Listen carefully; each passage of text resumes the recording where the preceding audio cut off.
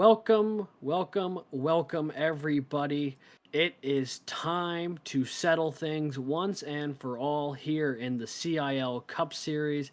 This is the 14th track in 14 weeks, and over 3 rounds of including 55 unique drivers have competed over the course of this season to be crowned the College Cup Series champion here in the CIL.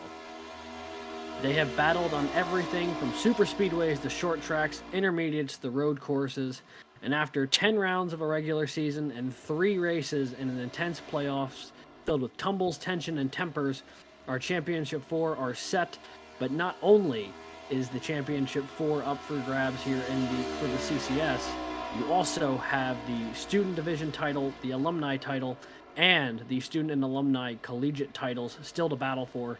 So not one, not two, not three or four, but 5 different titles are on the line here tonight at Homestead, Miami. Ladies and gentlemen, my name is Alex Gagnon, and alongside me tonight, it is Josh Crane up in the booth. Josh, with so much to battle for, what on earth should we even try and keep an eye on tonight? Well, I think we're going to keep an eye on a lot of the same things that we've seen throughout this season, and it's going to be drivers trying to find the lines as this track evolves.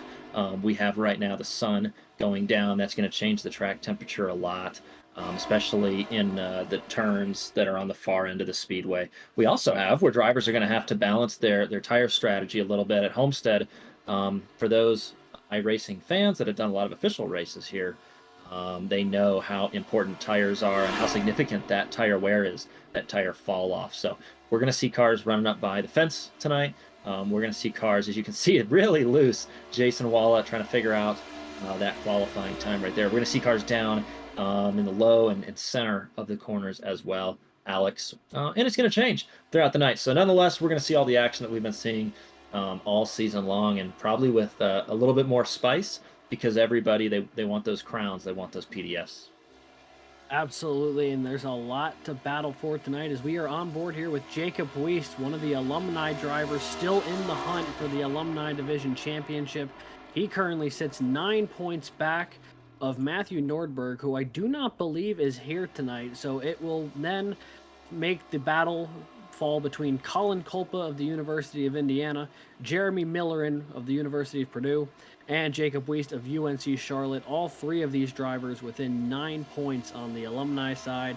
And in our student division battle, Jared Kaler holds on to an 11-point lead over Zach DeWale, with R. Muhammad Alif, Tim Robb, and Jason Wallet also in tow.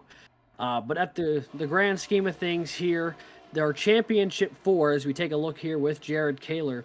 If you are one of the cars labeled in gold on that timing table, it is simple. If you want to win the CCS title tonight, be the highest finishing gold banner, you get the title. Indeed, it's really straightforward. All you have to do is win, Alex. And these drivers have worked on their strategy, their lines all week leading up to this event. We know Jared Kaler from the University of North Carolina at Charlotte, our pilot season winner, in fact, also with a Cup championship to his name. So he's trying to see if he can put 2 trophies on the shelf tonight. And Zach DeWale, we know that the winning school last season was St. Clair College, and that's the school there behind Zach DeWale, sitting P3 right now. But you can see right there, Robbie Vrabel Jr., big source of knowledge from that group. And Alex, I think we're going to see, as we have seen all season, it's going to be a clash not only of these drivers, but of these programs. These programs between Niner Esports, St. Clair College, and those groups have really done their best to put together winning teams, put together big notebooks with lots of tips and tricks, and we're going to pull them all out here this evening. Yeah, absolutely. And as far as our university battles go, on the student side, UNC Charlotte currently holds a slight lead over Ball State. Then it's a bit of a jump back to St. Clair College, with American University and Drexel hanging in the mix here, but would need a lot to go right to claim the Student Collegiate Championship tonight.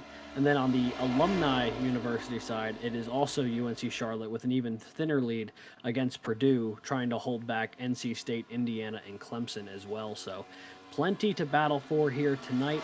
As you can see on that timing table, though, three of our top 5 qualifiers currently are those in the championship 4. Tim Robb, the highest of those 3, currently marked in second, just behind Esteban Munoz. Tim Robb comes into this race 2 wins, 4 top 5s, and 9 top 10s. His wins coming at Las Vegas and Charlotte, 2 intermediate tracks, and I think that skill set's going to help him a lot here tonight, as he is the only driver of the Championship 4 who had wins on intermediates this season. Yeah, that is correct. And speaking of winning, we the one gold name that we do not have with us tonight are Muhammad Alif on a plane back from Italy this evening from Monza, competing, getting 5th place from his starting spot of 14th in his SRO race at Monza for that Ball State Esports group. So not with us tonight, but talented and a strong group of drivers. So don't know that the drop week will apply there, Alex. Just it's winner take all tonight. Everybody's on level points going in. So it's going to be a great battle. And I'll tell you what, Alex, I'm not surprised to see Tim Robb. We talked about these established programs, but now we got to talk about American University and Tim Robb, who have done a really good job all season, being very, very consistent. And right now, just a single 100th of a second off of pole right now in that American University Chevrolet. Yeah, he is right up there with the best of them. He is Tim Robb and American University, both newcomers to the CIL this season, but boy, have they really made a name for themselves with the 2 wins that they got, and always being in the mix here and vying now for a championship alongside much more established veterans in the series like a Jared Kaler or a Zach DeWale. Jared Kaler, the reigning series champion. While he has had a great year with 8 top 5s through the 13 races we have run so far, still looking for his first overall win. He technically has 3 student division wins, but no overall victories yet this season, so he would love to get number 1 here in the season finale and do what Daniel Hemrick did in the NASCAR Xfinity season a couple years ago and get a bit of a walk-off victory, if you will. Yeah, that would be a fantastic story for him and that team, and all those drivers working really hard. So we'll see here. Getting a little bit to the end of qualifying. A lot of drivers have put in their laps. There's always a few that like to wait till the end. Maybe in this instance tonight, that track temperature continuing to drop. So maybe some drivers trying to find an advantage in waiting, but a lot of the names that we see up top, typically, Alex, are already up top. I see Drew, Millerin, Kaler, DeWale, and Robb all up front. In fact, Halterman. So we talk a little bit about these schools trying to compete. UNC Charlotte right now in very good hands, 3 and 5. So that's going to be starting nose to tail. Is going to be the 2 teammates there for the UNC Charlotte team.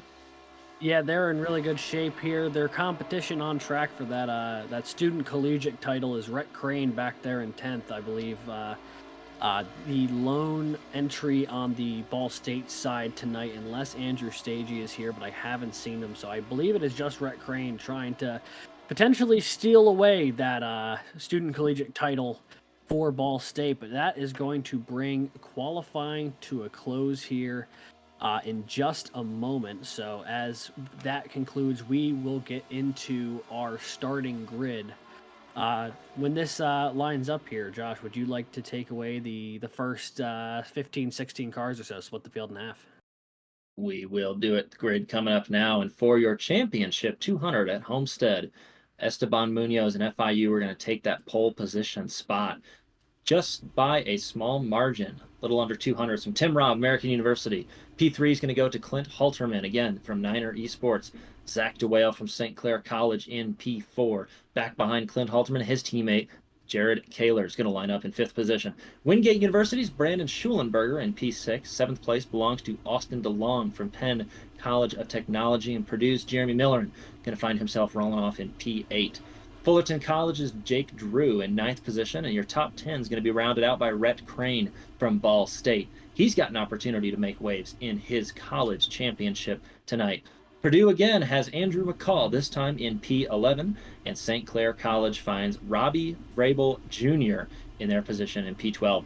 Arizona State and Garrett find themselves in P13. 14th position is Clemson and Andrew Williams. At 15th position going to be Athena Leclerc from St. Clair College. Alex?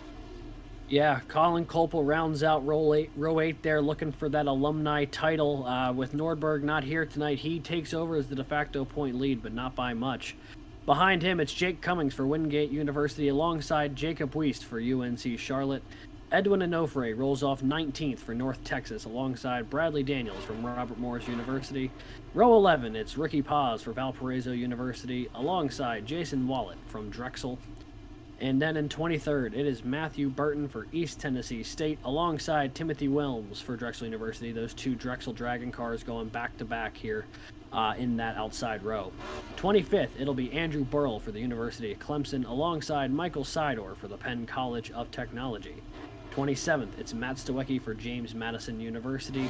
Nick Stockner rolls off 28th for Clemson. 29th, it is Ethan Decatur for Valparaiso University, alongside Ethan Head for the University of Tennessee, Knoxville. And in our final row this evening, it is Spencer Brown from UNC Charlotte, alongside Anthony Brown of the Queen's University of Charlotte. And with that being said, that's our opening grid. The cars are going to get on track here for their pace lap to get ready to go. You can feel the excitement in the air, Josh. You can. These drivers have, again, been preparing. They're ready. They've done all the calculations, especially the student and school runners. They know where they need to finish. They know what happens if other drivers need to finish. So not too much time here, Alex. The lights are out on the pace car. We're coming to green. And I do see the 61 on pit road, so maybe just trying to get ready for this one. But St. Clair College and Zachary DeWale right now in the 0-2 on your screen. Alex, it looks like they're coming to the green flag. That they are. Esteban Munoz and Tim Robb will be the leaders of the inside and outside row, respectively. Pace car peels off to pit road. Barney's got the green flag in the air. And as they enter the restart zone, we are racing from Miami for a College Cup Series championship. Down into turn one. A little bit of an accordion from the mid and back of the field. They get all spread out. You can see these drivers coming around already trying to keep those tires up to temperature, figure out how to stave off the attackers behind them. Tim Robb, American University, looking low. Big trouble in the wall. I think that was James Madison University. We'll see if that car can keep it straight. Looks like Matthew Burton it was, excuse me. But East Tennessee State's Matthew Burton, the ETSU crew, probably not too thrilled with that. But looks like it's going to be a new leader, at least for this lap. It is going to be American University, and that is your championship winner. And look who's right behind, Zach DeWale, trying to take advantage of this situation. Esteban Munoz and that Panther Esports car up a little bit high, but just saving those tires. He's going to get a great run off this corner, Alex. That he is. Tim Robb currently assumes the lead here. He is one of your championship four, and he is taking care of business early, moving himself into the lead. Zach DeWale tried following him through. He is currently battling for second with Munoz, and then just behind them, it is Jared Kaler. So three drivers all looking for a championship tonight, battling inside the top four. And then just behind them, the alumni battle's getting going between Jeremy Millerin and Jake Drew, and that is the battle for fifth. And as you can see, as these cars start rolling on by, it is starting to become quite a cluster back there as they are starting to run the low side and the high side. Everyone looking for that little bit of extra grip to give them that little bit of an edge here early while the sun's still shining. Yeah, it is, and straight away, it's a pretty green track, not a lot of rubber laid down. What does that mean, Alex? We get to see these drivers experiment with lines, lots of passing to be had at this point in time. In fact, looks like Jeremy Miller, and by the way, that Boilermaker car, a lot at stake for that 100 machine. He got that 100 by winning the Alumni Championship last season in Season 7. He wants to keep that number on his door going into the summer, and here he goes.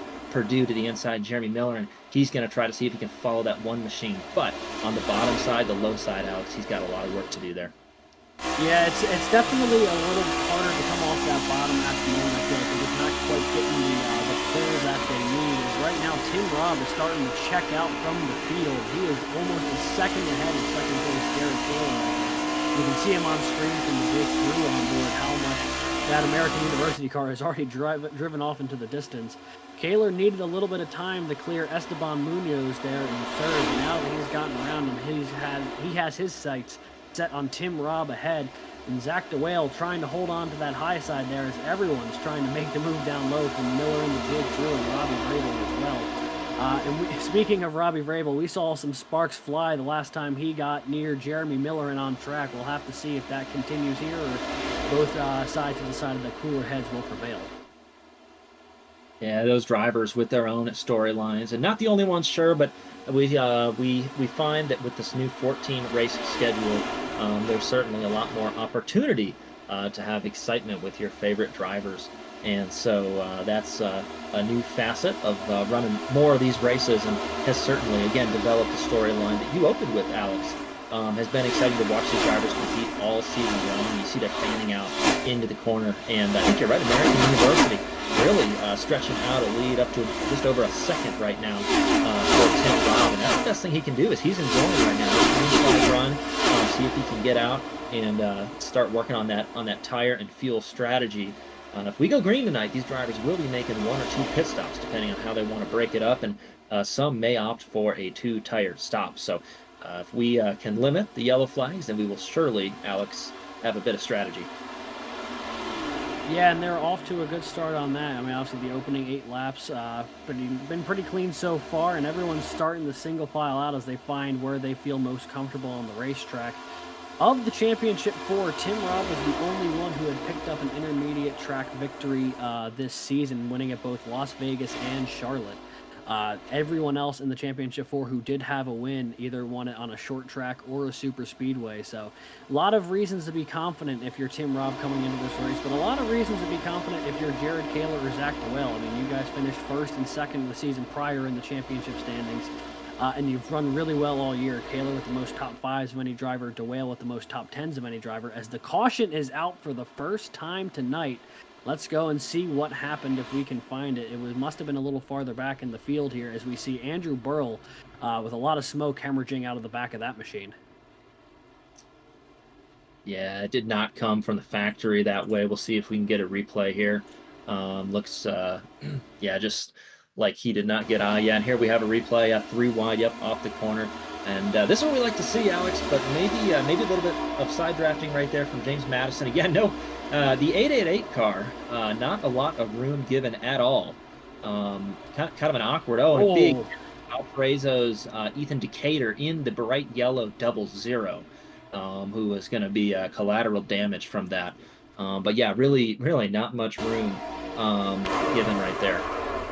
Yeah, and I mean, that's a tough situation because Earl might think he's clear there trying to get into the corner, and that's a heavy contact there for Ethan Decatur. That almost felt very reminiscent of the incident between Larson and Preece yesterday at Talladega. It was just a heavy head-on collision there. But, it looked like Burl was trying to dive into the corner, and Stolecki was already on the inside, and just 2 guys going for the same square footage as they ride on board with the 62 here, and we'll just see how close this line was.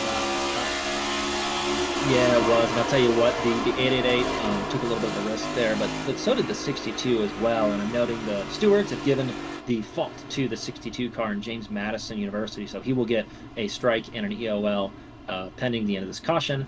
But yeah, really, just a nose in there, kind of a risky danger of vortex situation as well. So that's what can happen, Alex, at these intermediate tracks is drivers are each thinking that there's a 50-50 ball, so to speak, and it is both of theirs to possess. And so, yeah, sometimes we don't always agree on those instances. Yeah, 100%, especially when it comes to the final race of the season. Like, you obviously want to end the year on a good note, so you're going to be a little less willing to maybe give and more likely to take in that scenario, knowing you want to end the year on a strong note. So, not unfathomable on how that one could have occurred, but looks like it's still a little bit too early for pit stops. Doesn't look like anyone came through that time around. So we're going to take a quick look here. This on the screen here on the right-hand side is the current, entering today, the current standings for the Student Driver Championship. Jared Kaler out of UNC Charlotte holding an 11-point lead over Zach DeWale from St. Clair College. Muhammad Alif, who is not here tonight, in 3rd, and then Tim Robb and Jason Wallett 4th and 5th. Right now, Tim Robb's doing all he can do. He's currently leading this race, but Kaler has a significant points advantage and currently running second. He is in perfect position to hold on to that student driver championship there, Josh. Yeah, he is, and that's a testament to both the University of North Carolina at Charlotte and that driver Jared Kaler. No coincidence that he's got a small trophy case brewing at his in his dorm room. He is ready to go and has built a pretty good margin over this race. And so, right, Tim Robb could win this race and would need Jared Kaler to finish significantly further back to close down on that 22-point gap there that you see on your screen. And you can see right there the poised #1 machine. A little bit of damage last week. Not the race he would have chosen, but all you have to do at Bristol is make it through, and he did so, and he's going to find himself right beside Tim Robb at American University. So, yeah, these drivers are going to be very entertaining to watch all night, I think. And now, Alex, there is no one between American University and North Carolina at Charlotte. And so those drivers will have an opportunity to race each other. Looks like we're going to line up and get ready to go green next time by. But you can see there, and then you can see also that golden Boilermaker machine is racing against Colin Coppola in that red Indiana car. So a little bit of a battle for the state of Indiana as well. The old Oaken bucket between Purdue and Indiana. And Alex, I had to Google that and search that a little bit earlier, but what a tradition between those two schools. And you can see on the back of the Purdue machine right there, and later on tonight, maybe we'll see the back of Indiana's Colin Coppola's race car. He has the same phrase, and those drivers, you can bet they know where each other are at on track, and they want to put it in victory lane for themselves. So you love to see it, Alex. The camaraderie and the rivalry between school colors is what we come for. Yeah, absolutely. We'll have to keep an eye on that battle. Colin Coppola with a little bit of work to do here, still a few positions behind Jeremy Miller, as he's currently runs 13th. Miller runs third or fourth. But the lights are out on the pace car, which means it'll be coming down pit road in just a moment here. It'll be Tim Robb on the inside, Jared Kaler on the outside, and no one impeding their battle for the lead here and their right to control this race. So as they enter the Geico restart zone, the green flag is up in the air once again, and we are racing once again in Miami. Yeah, and Tim Robb, a good start right there. Esteban Munoz. Not sure if there's any notes between those two, Kaler and Munoz, known to be Southern California friends. However, it looks like they're going to race, and they're going to let Tim Robb get on down the road a little bit. I don't know if that was in the playbook. In fact, I see Jake Drew, who's also part of that as well. So those drivers trying to figure out, yeah, we can all catch him, guys. Just let me run second. Pretty standard messaging there. Maybe Queens University's Tony Brown up running the really high side. I don't know if that was prescribed, but you see, yeah, moving right down there was the green machine of Robbie Frabel Jr. That leader already checking out to a line, and we've got 2-3 lines hooking up in these turns. You can see that sun is starting to set right there, and the high side is a little bit more shaded, Alex. That's going to make it a little bit more cooler. And for our fans at home, yes, the track temperature by groove is moderate. So when you see shade, that part of the track is going to be cooler. Big. Jake Drew got loose there. 696 car. Yeah, Jake Drew got really loose coming off of four. Good job to save it, but the battle will continue without Jake Drew, as now Vrabel looking to the inside of Kaler. Kaler had to close him off, and right behind them, Rhett Crane 3 wide between Millerin and Jake Drew. They sort it down to 2 wide as a car coming off of turn 2 went way sideways. Don't know exactly what happened there, but there was someone fishtailing off the corner. Right now, though, we are taking a look at Ricky Paz. He was on the outside of Colin Coppola and on the inside of Andrew McCall. It might have been Ricky Paz, and if that's the case, that was a great save coming off of turn 2. But there is action happening all over this field. The fact that you can kind of run multiple lanes here with some success is going to really open up this track to a lot of different types of racing. As we see Edwin Onofre absolutely rip the high side there, and he'll make the pass on Rhett Crane, who's just trying to hold on to it right now. He's got another 5-6 cars breathing down his neck trying to find their way by. But right now, there is action happening all over the field. And look at that Clemson machine, Andrew Williams in that 23. He is pushing that 22 car. That's the bright blue car of Austin DeLong and Penn College of Technology as they make contact.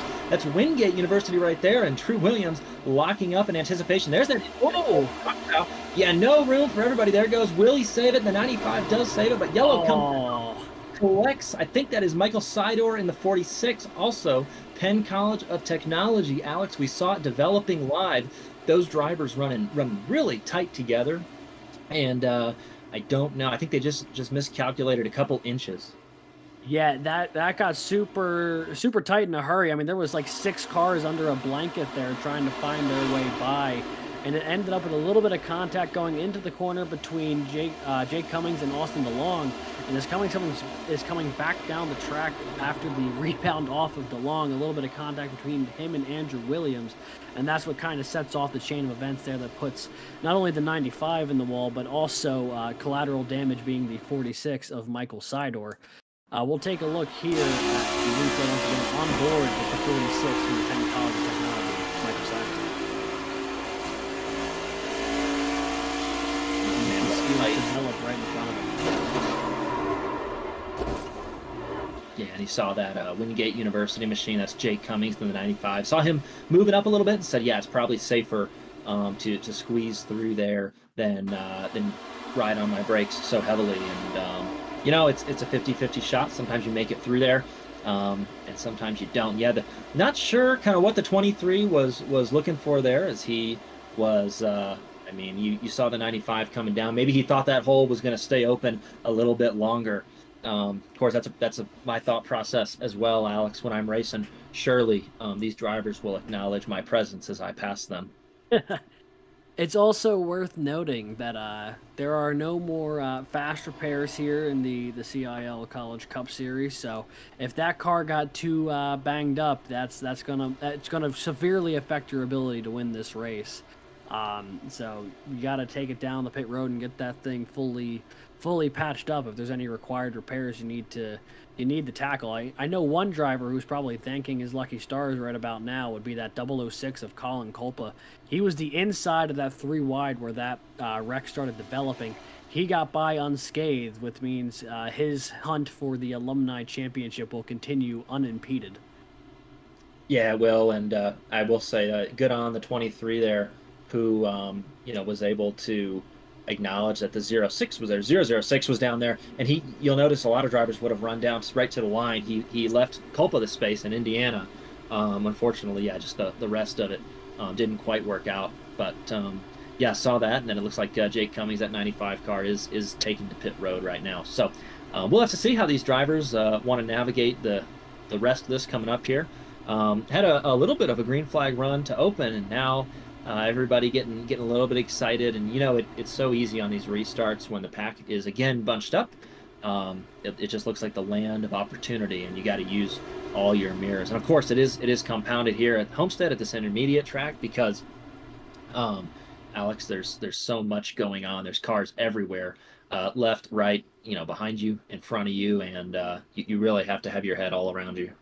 Yeah, you got to keep your head on a swivel, and if you've got a spotter, you really got to rely on them to help you through some of those situations. We saw that right before the caution. I mean, that was like a circle of cars, 6, 7, full. I mean, there was cars all around you if you weren't too careful. But we are just over 20 laps into this one, and so far our championship, I guess I'll say championship 3 here. They are very much all kind of toward the front of this field and have been making a lot of noise. Right now, Tim Robb still holding on to the lead here. Kaler fell off just a little bit from second. He's now back and forth, and Zach DeWale right on his tail, currently riding in the 5th position. So all 3 of them within the top 5 at the moment as they continue their hunt for their CCS championship. Jake Drew also in the mix, Robbie Vrabel. And as you can see, yeah, there's our championship stands for just simply the best finisher of those 4 will take home the CCS title. But with no Muhammad Ali here tonight, it really only leaves the other three. But Esteban Munoz and Robbie Vrabel definitely looking to spoil the party for these guys with the gold banners. They're currently running second and third, and they would love to add a few more points to their respective hunts for championships here tonight with a win in Miami. Especially for Munoz, given that this is, I would imagine, pretty close to a home race, given that Florida International is not too far away. No, it's not at all. And just about everybody in that frame right there, the top 8 probably, all have their own list of 5 unique reasons why they'd like to be in victory lane at the end of this. And I think that's why we're seeing so much action tonight, is that everybody's trying to get their position figured out. These drivers, they're going to be a little bit more aggressive. I think the fans get to benefit from that, so we can get rolling green here in just a little bit. But yeah, looks like that pace car, Alex, is about to turn off, and then we can try one more restart here at Homestead. Absolutely. Tim Robb and Esteban Munoz will lead him to the green. The flag is in the air. We are racing once again at Miami, and immediately Tim Robb shoots up to the top of the track. Munoz goes to the bottom. A little bit of switcheroo there going into turn number 1. And I wouldn't have been surprised if there was a big contact going into number 1. It looks like Vrabel, Munoz, and Robb all trying to use the other cars for a weapon predictably, and that, Alex, is when we get our paths crossed. But all these drivers now conveniently single file, very well behaved as they come off the final turn. That's another green one under the belt, so almost 25 laps in the books now. But you can see Arizona State University trying to look underneath the University of North Texas. He'll take that low line. You'll see that car accelerate. And on these fresher tires, you may see, whoa, a little bit loose right there. That's not what you need if you're Arizona State University. Garrett Vinton on the low side. Boy, you just grab that apron. It does not take much to get that left front hooked and get turned around. And you saw him trying to drive out of that corner right there. Now under fire from Indiana. And the Hoosier right there in that big eye, trying to catch the draft down the side. But hanging tough right now and on that low side. And it is right now. There's going to be about 2 lines until we get 30, 40 laps on these tires, Alex. And then we're going to find drivers that want to run. You're really not going to enjoy running that bottom line so much. You at least want to be in the center groove, and that's when we're going to see drivers kind of up by that wall. But we're really going to see drivers fight for that center groove. Yeah, a lot of people kind of hugging down low. We've seen a couple cars wander a little higher up onto the track. I see the 19 of Ricky Paz and the 521 of Bradley Daniels have been some of the early takers trying to go a little bit higher. As you can see that that Colonial PNC car kind of going up through the high side, trying to make their way around Athena Leclerc here. This is a battle a little deeper in the pack, the battle for 17th as it currently stands. Just ahead of them, though, is DeLong and Wallet, and ahead of them it is Paz and Colin Coppola. So a lot of battling going on through the midfield here. If we're going to take a look back up to the front, though, I mean, it is nearly single file, except for Esteban Munoz, who's making the dive here on Tim Robb. A little bit of contact going through the corner. That could have ended poorly, but they get it sorted out, and that Panther Esports car still hanging tight on the inside here. Tim Robb with a nose ahead as they go into turn number 3. Some heavy side drafting from Munoz. He looks to the bottom. He might try and slide up here if he gets fully cleared of Tim Robb. And he is going to be able to make the pass for the moment as Tim Robb clips the wall a little bit coming off of 4. Now Kaler's all over the back. He's looking to the inside. Jake Drew's looking to the outside. Like a bunch of sharks in the water. The rest of the field saw the 5 make a little bit of contact with the wall, and now they are on the attack. They're on the attack. He's kind of boxed in right there. He's trying to follow the 1. I would say that the high side is probably where I want to be at this point, but man, I really like to be in the draft with my friends. You can see Robbie Vrabel Jr. He's going to know where to place his car, and right now he's choosing that middle, low middle groove right there, and then tracking out on corner exit. Yeah, more side drafting from the 696 and American University. Not in a great spot, of course. A lot of race left to go. No reason to be stressed, but American University, yeah, they're going to try and. Right now, they just got to keep the fender. That got really dicey for a second there. They almost went for the same bit of real estate, but they got it sorted out. Jake Drew has been on the inside of Tim Robb here for what's been the better part of 3 laps. He's been trying to make the pass, but neither driver has been able to gain any ground against the other. Finally, Tim Robb will retain the third position after a very hard-fought effort. But Jake Drew didn't fall too far back, and him and Robbie Vrabel Jr. are going to look to the inside once again as Robb throws the block there going through 1 and 2. Yeah, I think Rob just trying to get a little bit of a run and came back down on the exit there and then took off, and he's trying now to focus forward. Yeah, right behind. So Munoz in the lead right now, but right there you can see Kaler and Rob going to be your two competing gold banners on your screen, on your scoring tower. And I suppose that Zach will like Esteban Munoz's lead currently leads by half a second. Kaler now trying to hold off Tim Robb and Jake Drew. Jake Drew now trying to work on the outside as opposed to the inside, thinking that that might have some better luck. He's got about a half a car ahead of Tim Robb here going through the apex of the corner, but coming off the exit, Tim Robb now half a car length ahead. There is a great scrap going on here for third between Jake Drew of Fullerton College and Tim Robb of American University. Just ahead of them was Jared Kaler, who's trying to hold them both back. Robbie Vrabel still in the mix. And these top five are starting to pull away just a little bit from the rest of the team. See that little bit of a gap back to the Whale in sixth, who's currently leading a chain of cars behind him. So even though these guys are battling, they're certainly not struggling to start pulling away from the rest of the field as this green flag stint continues. No, they're not. We're going to see that more as we get into this little bit of I'll call it a tire run coming up here as we have drivers that are competing pretty closely. And again, being in the draft, it's going to slide your tires a little bit. You can see cars now that we saw the 99 up high, actually maybe a little bit of a wall right there, Rhett Crane trying to take advantage. But we saw the one car going up high, saw Jake Drew at Fullerton College going up high, and that is what the drivers are going to have to manage as we get kind of 30 laps, like we said, on these tires. Yeah, and as these tires start to fall off, it's going to have to be a battle of, if this stays green, who is going to be the first person to kick off the cycle of green flag pit stops. As right now, this is the battle for seventh we see here as Clint Halterman's trying to hold off a charging Jeremy Miller. And meanwhile, a little farther ahead, the battle for second is Kaler and Jake Drew. Drew now to the inside of Kaler, trying to make the pass. Jake Drew's won a few races already this season, including the race at Michigan just a couple of weeks ago, but now he is looking for second here, and as this battle continues, it's letting Esteban Munoz ever so slowly creep away from the two of them. Now that lead up to 0.7 of a second.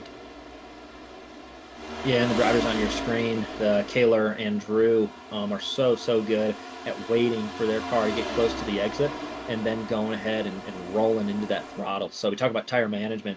Those are two drivers who, towards the end of the run, should have a little bit more control over their tires and how they wear, just by nature of how they're driving the car and managing their equipment. You can see right there Robbie Vrabel competing the pass. So we talked about Tim Robb. We talked about a little bit of early aggression. I don't know if Tim Robb has used up more tires than his front-running opponents, or if he's just trying to do something a little bit different at this stage, maybe pick his battles, a little bit of a wiggle off the corner. So, yeah, not sure about that 5 car, but again, a lot of strategy and race left to play out. So that'll be one more storyline to watch for, Alex. Yeah, there's just so many different storylines to keep track of. It's almost a little dizzying, to be honest with you sometimes. As right now, we're going to be riding with Andrew Williams, who's trying to chase down Athena Leclerc. Sorry, what was that, Producer Scott? Andrew Williams is up 12 positions since the restart. He is up now into around 16th or so after restarting back in the late 20s. So a great run going for Andrew Williams, and now he's on the inside of Athena Leclerc trying to make this pass. There is barely any space between the 61 and the 23 as they try coming off this corner. 61 gets a little bit loose trying to hug the outside there, and it's going to allow the 23 to get on by. And here comes Andrew McCall now diving into the action, trying to replicate what he saw Andrew Williams do just a corner ago as Leclerc goes way up to the high side. And this is a battle here for 16th through 18th, but as you can see, I mean, there is a lot of points still to be gained here, especially on the student championship or the student collegiate side for St. Clair. And Andrew McCall not out of the hunt on the alumni title per se. If a lot of people were to have bad days, so everyone's fighting for something out here, no matter whether you're running in the top 5 or back inside the top 20. Yeah, you always want to be in position for when the land of opportunity presents itself. And I think we're starting to see, especially with the way the momentum the 61 had over that 23, you saw her put that car up on the high side in 1 or 2, get by that Clemson machine. I think that we're going to see a lot of cars. If there's crew chiefs and spotters behind these drivers, they're saying, hey, these guys are moving up top, and there's a pace up there as these tires start to not behave so politely on that low line. So stuck on that low line right now is the 5 car, who's really got it down by that line. And yeah, if I'm trying to race in this position right now, I wouldn't really hold my competitor down to the line. I would really hang up by that wall, just like Vrabel had done. In fact, cleared now the 5 car. I'm just going to go ahead and I'm going to keep my momentum around the high side, and that's how I'm going to defend right now at Homestead. Yeah, and I mean, defending the position south of battle, we see the 5 get a little loose off the corner as these tires start to fade away, and as the sun's setting and the track starts getting a bit shadier and the track temps start cooling off, it's going to start compounding those tire issues as far as lack of grip is concerned. And speaking of concerns, I would be concerned right now if I'm Esteban Munoz. Jake Drew has driven up to the back of that 9 car for FIU Esports, now diving to the inside for the lead here through 3 and 4. The 696 out of Fullerton College trying to make his way around and get to the lead for the first time here this evening. They will be side by side coming down the front stretch. Munoz holding on by a nose for the moment, but he is not out of the woods yet. Yeah, and going down in there, looks like Jake Drew is going to try to complete that pass. Can he do it? I think that 9 car is going to have a little bit of momentum, but he's going to have to come back on the low side. Yeah, there he goes. He's going to try and cross it over, but I think that Jake Drew, we'll follow this through turns 3 and 4, but I think Drew's got the upper hand here. He's got the tires. Looks like he's got the drive off. He's going to have the momentum. Yeah, right there, the 9 has been on that low side a long time, and looks like just can't keep it down right there. So I think that red Ford on your screen is going to come out on top, but 9's hanging pretty tough right now. Yeah, Esteban Munoz is putting together a really good race so far here this evening, but Jake Drew has not gone away yet. He did lead that lap, but they will still be side by side coming off the corner. Munoz with a bit of a shallow exit here, and as this battle continues, it's letting Jared Kaler try and get back into the mix a little bit, but now that Jake Drew has fully cleared the 9, I'd imagine they might start driving away again if it was anything like before that battle started.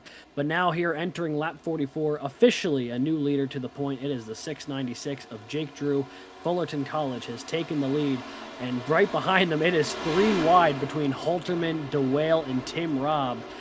Clint Halterman, thinking about maybe making a 3 wide for a second, elected against it. He'll drop back and wait to see which of these 2 gold banner cars are going to get the advantage and try and follow him through. Yeah, the 07 was certifiably in that 3 wide. I think he saw that hole closing just a little bit and decided to get out. And an incident there would have been probably a racing incident. Pretty hard to assign fault in that time. But yeah, these drivers going ahead and really trying to figure out what's going on. And these are 2 gold banners, so these drivers know what's at stake. And that 5 car, he's feeling the heat a little bit, doesn't want to fall back too much, and definitely wants to stay ahead of the 02, but trying to get the run off Zach DeWale. It looks about neck and neck down here, but Alex, as these drivers compete, I got to say again, for Homestead, one of my personal favorite tracks, and we do conclude the CIL season here a lot. It looks like dirt racing. There's so many grooves, and the track changes overnight. Now Tim Robb to the outside. Will he have a run? Actually, a little bit of defense there from the blocking 02 DeWale in there. Tim Robb's going to try and get right down to that bottom. Man, everybody running up high, Alex, but Tim Robb seems bent on putting his car right on that line. Yeah, and it's a matter of if that were his car's handling the best, or does he know something that the field does not? I have to wonder, because he has been consistently, time and time again, chasing that apron when a lot of guys have shifted up at least to a bit of a higher groove. But going through that corner, a lot of people starting to run the bottom. I wonder if that lane's coming in a little bit as the track temps are falling or not. Like psychologically, I'd imagine that wouldn't be the case, but I obviously am not down there racing the way these guys are, so who knows, as we see Colin Culpa getting way up to the wall there. That is the 006 trying to chase down the 6 of Rhett Crane. Culpa in the battle for the Alumni Championship, Rhett Crane trying to carry the banner for Ball State in the Student Collegiate Championships. Both of those positions mattering quite a lot to both of those drivers in those red and then some variable of 6 cars. Rhett Crane gets very loose coming off of 4. I almost wonder if Culpa had to check up a little bit because he saw the wiggles, because you think he would have taken advantage, but he has to settle in behind Rhett Crane for the moment. But yeah, no, there has been quite a lot to watch here on track, and everyone's still trying to pick different lanes of where their car's handling best as we go just a little bit farther back. That's Austin DeLong on the high side trying to do the switchback on Edwin and Onofre to go into 3. That 22 diving to the inside of Edwin and Onofre trying to complete the pass. He could slide up here as Onofre slides way up to the wall, but he's going to get a great run down the front stretch if he can clear Andrew Williams. Yeah, you can see Onofre right there. He's going to try and do his best. Andrew Williams going to try and slot inside. And looks like he'll take a little bit lower line right now. I don't know if he's going to try a little bit of a slide job, get up in front of the 99. That would be one option. But typically the 99 would have a run off the corner.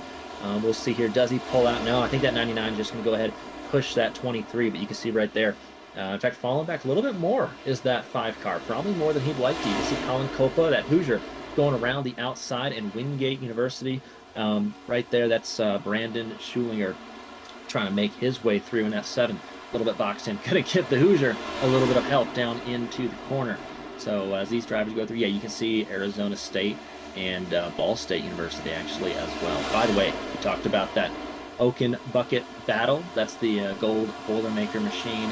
Only 2 cars separate that car to right there, the University of Indiana. You can see right ahead of you. So Indiana and Purdue, they've got their own little battle going on tonight. We love to see the colleges getting behind it, and these drivers driving super well.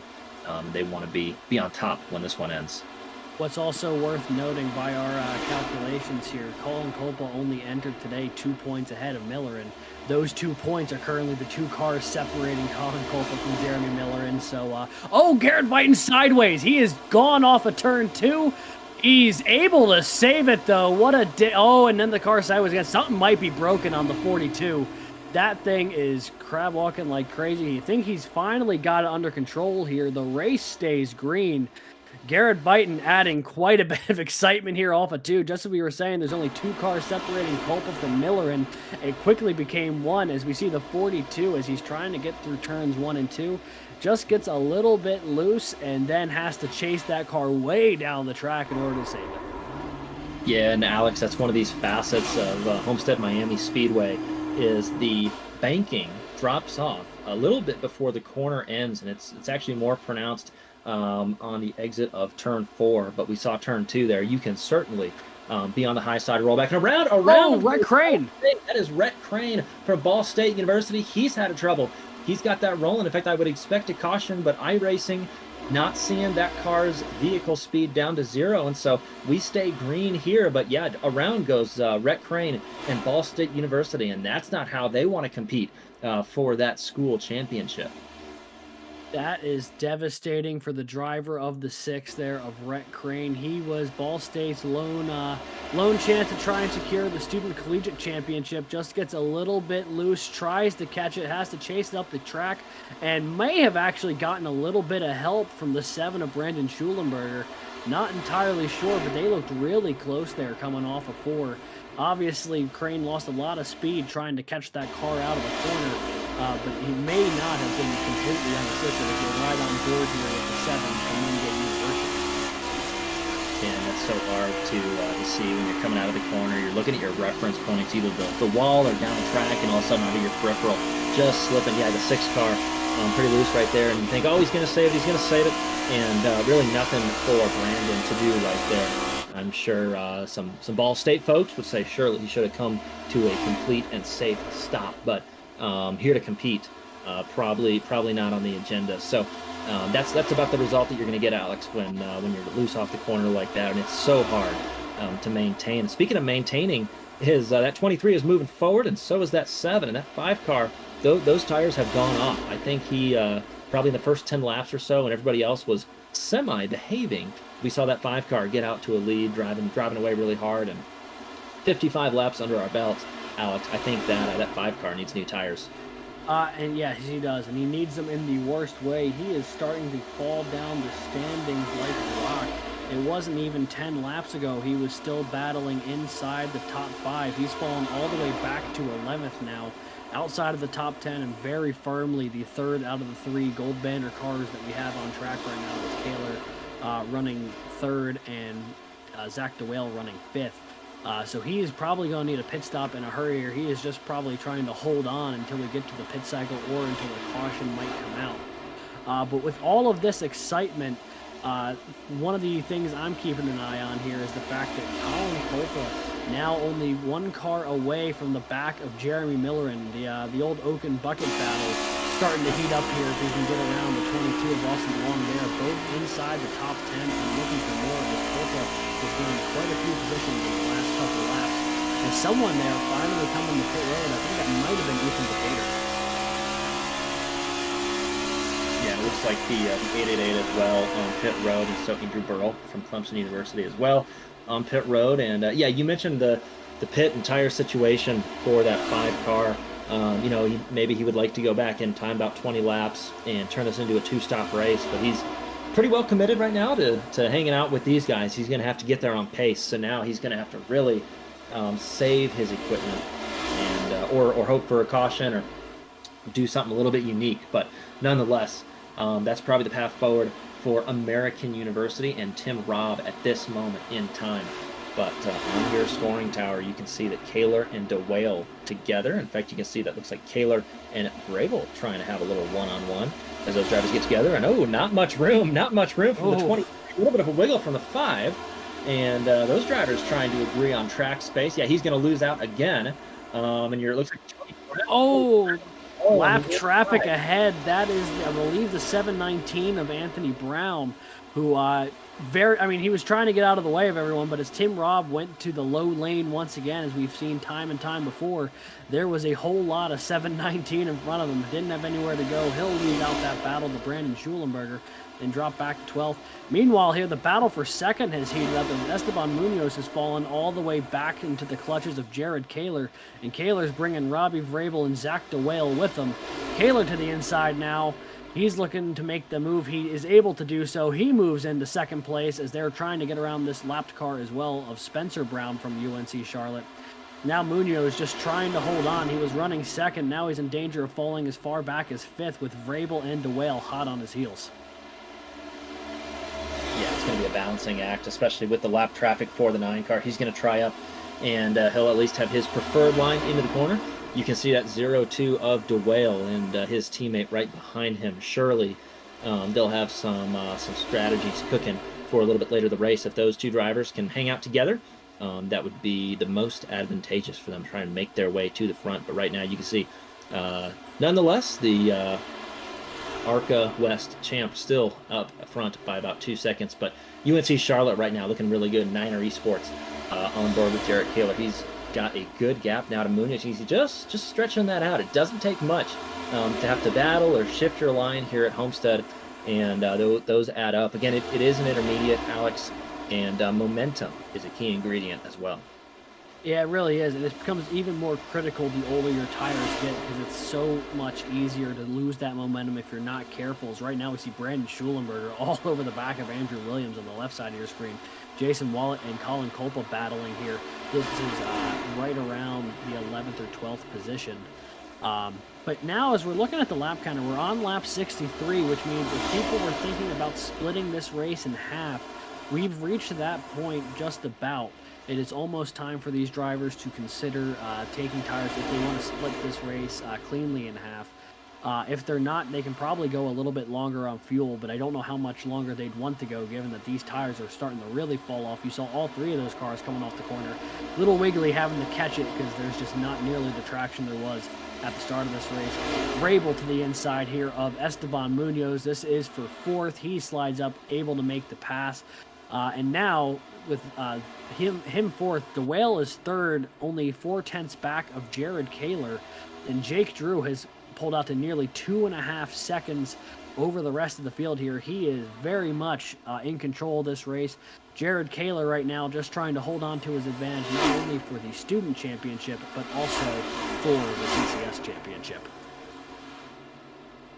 Yeah, Jared Kaler has a lot to play for tonight, and I think he's doing about the best he can to position that car well. As far as pit stops, I don't know what these drivers and crews are thinking, Alex, but it is most likely that they know this race. We've got a tendency clearly for green flag laps, and these drivers are going to want to have as fresh tires as possible as we go 3 wide at a turn 4 right there. Can Drexel make a move? That's Jason Wallet. Millerin is coming down pit road, and it left. Oh, and Tim Robb trying to get it slowed down to come the pit road as well. Looks like he's able to do so. At lap 66, here comes the wave. It is Edwin Onofre and Bradley Daniels as well. Colin Kolpa is going to be running at least one more lap out there in that alumni championship battle ahead of Kaler. So we'll have to see if that 1 lap difference is the only difference between them on their pit strategy, or if Kolpa decides to stay out longer. But we've reached that threshold now. That waterfall is starting to come as far as cars coming down pit road. We'll see if they come around this time by.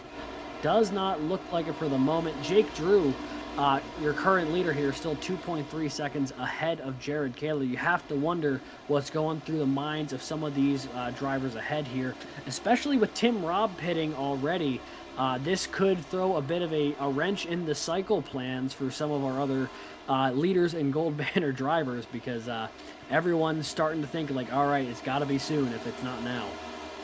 Yeah, Tim Robb, that was the second part of my thought, was once one of these leaders comes down, the rest are really going to be forced to do the same. We would call that covering off in Formula One, just because the difference is going to be so strong.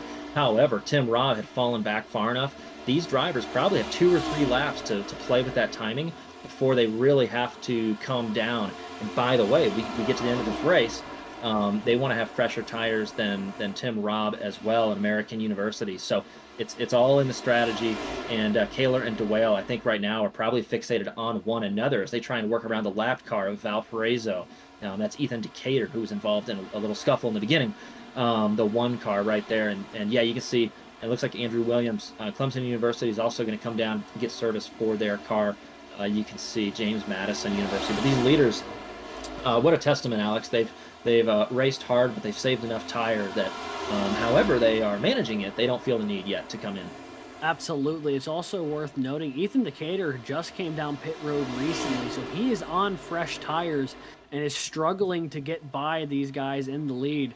That's why everyone's so caught up in a cluster there, is because Decatur's on fresh tires and Kaler and Zach DeWale are just trying to focus on each other, but it's a little hard to do so when you have a guy on fresh tires getting into the mix as well, which might be throwing a wrench in their plans. Robbie Vrabel has fallen off just a little bit. He's almost a second back of these two now.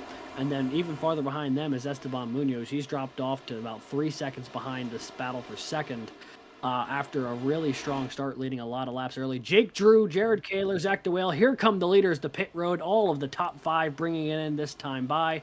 The first car, not the pit, Jason Wallet. But here comes the wave. It looks like Athena Leclerc was sideways trying to get into pit lane. Yeah, Alex, this will have massive implications for who comes off pit road first and in what order. We can see Jason Wallet right now trying to get around. Yeah, all we had to do was flash the graphic up on screen. They saw that Tim Robb was a second faster on those tires and felt the need to come down. But, Tim Robb had fallen back, 10 or 15 seconds back of the leader. So they would have had that many laps. They could have played with that gap. So we saw they got maybe 3 or 4 laps, and a yellow, that will complicate. Oh boy. Here we go. So the drivers on pit road will complete their pit stops, and they will have the ability to catch the pace car. And actually, Kaler and DeWale just got out in time. They did, and this will be a test of iRacing, because we can see the pace car has been deployed along with some of these cars coming off pit road.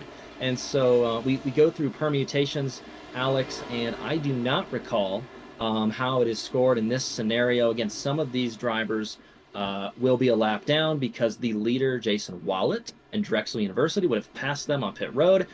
Some would not. So we will stay abreast of that situation.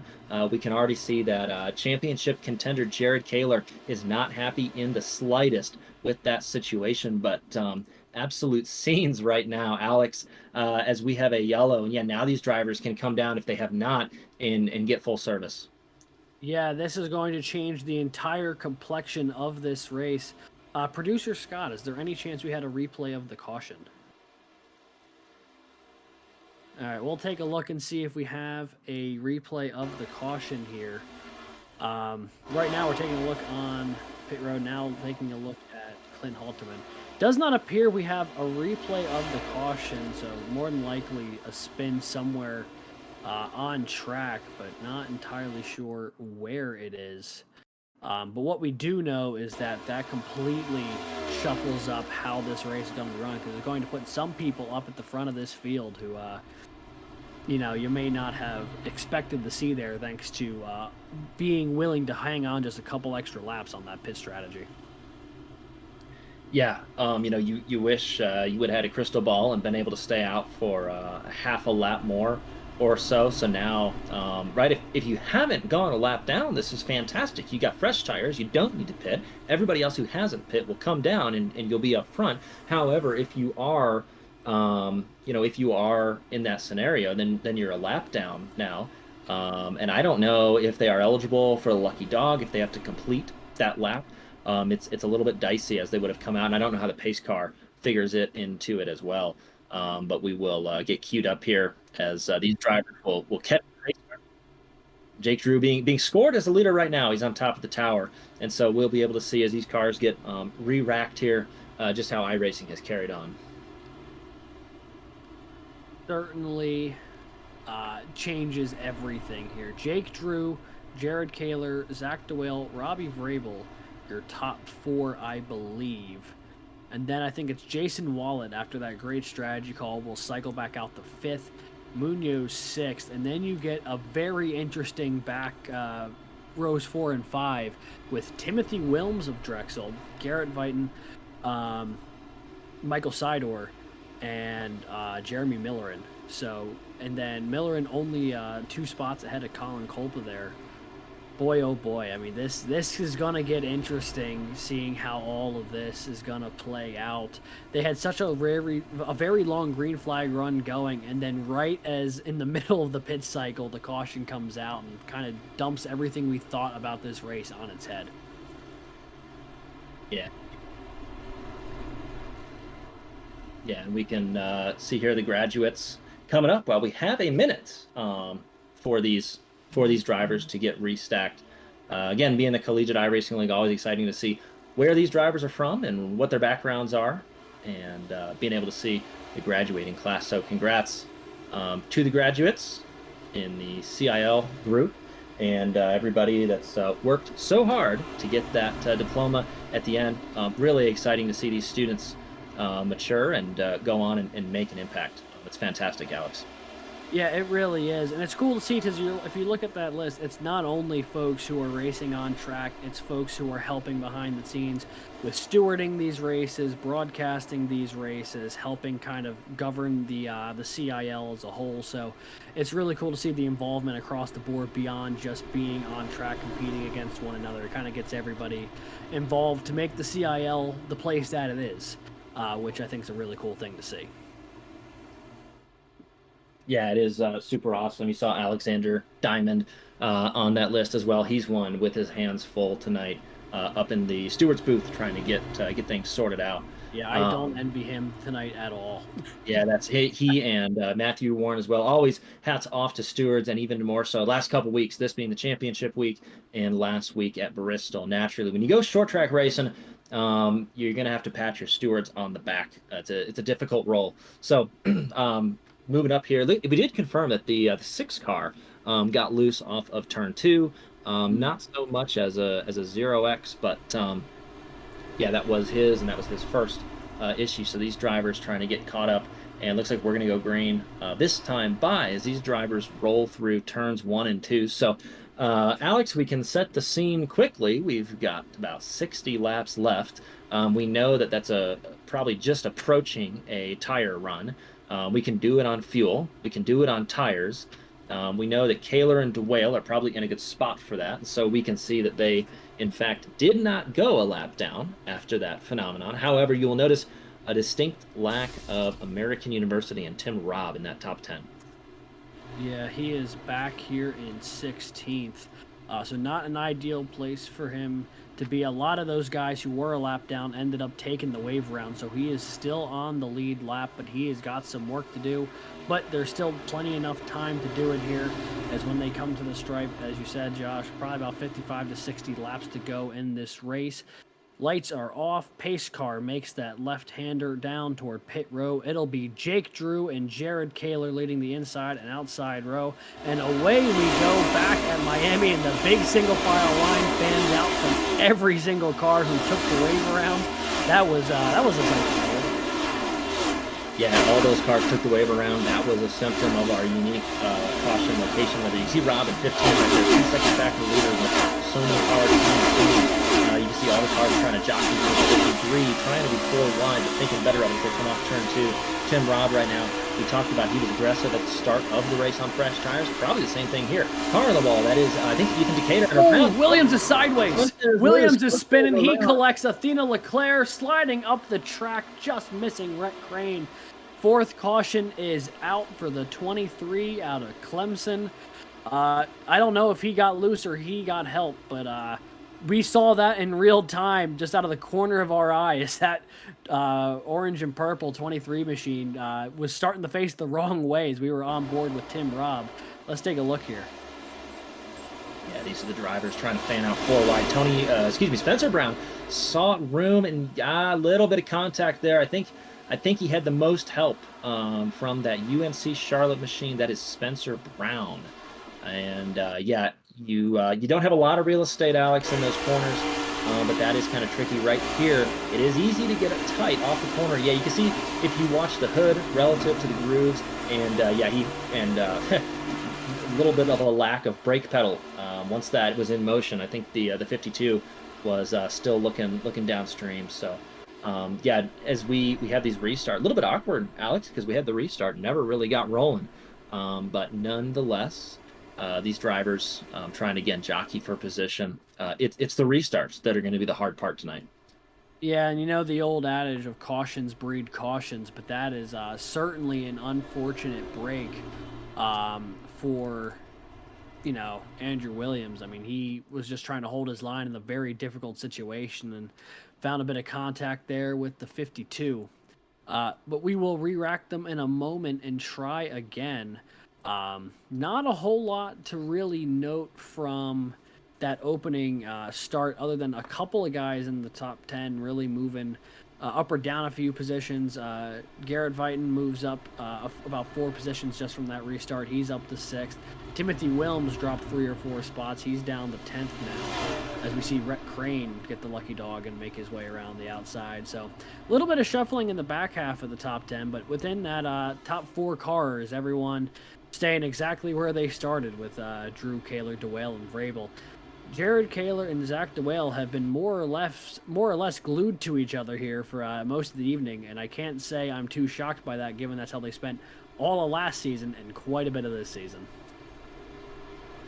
Yeah, and those drivers are gonna battle pretty hard. We know that they're really talented. Zach DeWale, no stranger. We saw him at Texas in the fall, battling really hard that one car and eventually taking victory again at Texas Motor Speedway last season.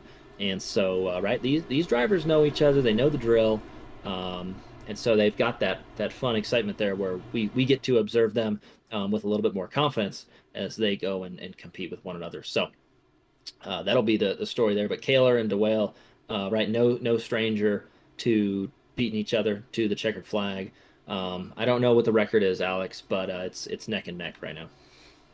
Yeah, it definitely is, and they tend to find each other on track quite a bit here.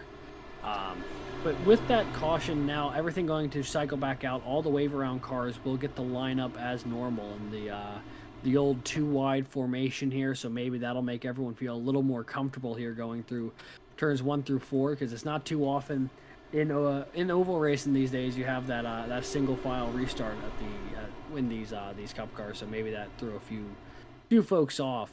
But still trying to get everything cleaned up here. I'd imagine next lap the lights will go off on the pace car, so we're probably going to go back to green flag racing here on lap 83 if I had to guess. Taking a quick look here, just eyeball and stuff. Jared Kaler still very much in control of the current student championship situation. He came into today with an 11-point lead and is now one position still ahead of Zach DeWale. And if that were to hold, he would very likely clinch that student driver championship. On the alumni side, things get a little more interesting.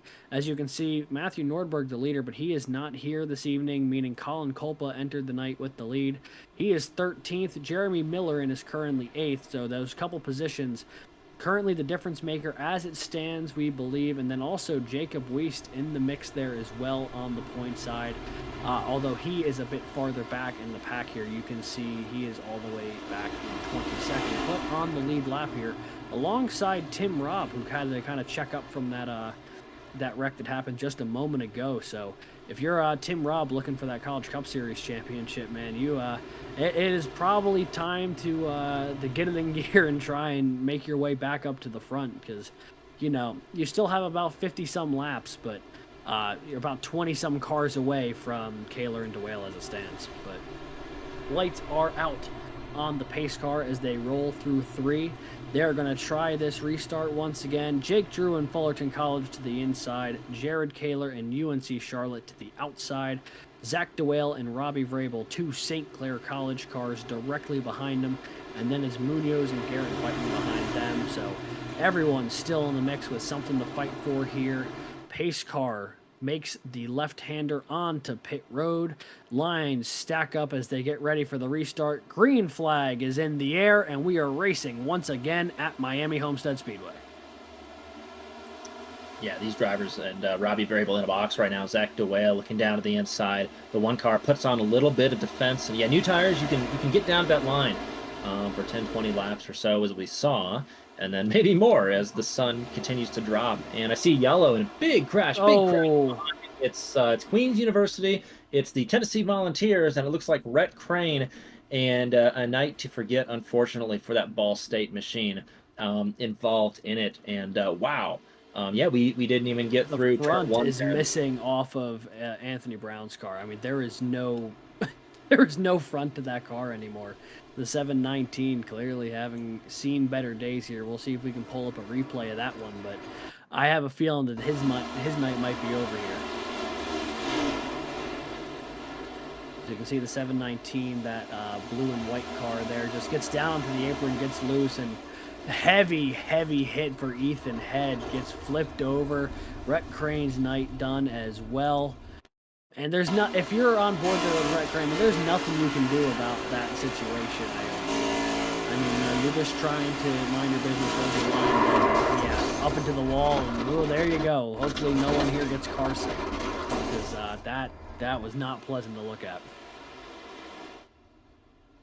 Yeah, that was not a great situation there for all those drivers. But yeah, 719 right here, is loose on entry, and these drivers having to get around. Rhett Crane again, trying to figure out, just collected.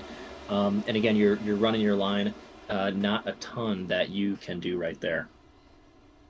Yeah, that was rough, and I'd imagine that might end the days for a couple of drivers. I mean, Ethan Head went flying through the sky. The entire front of the 719 is gone.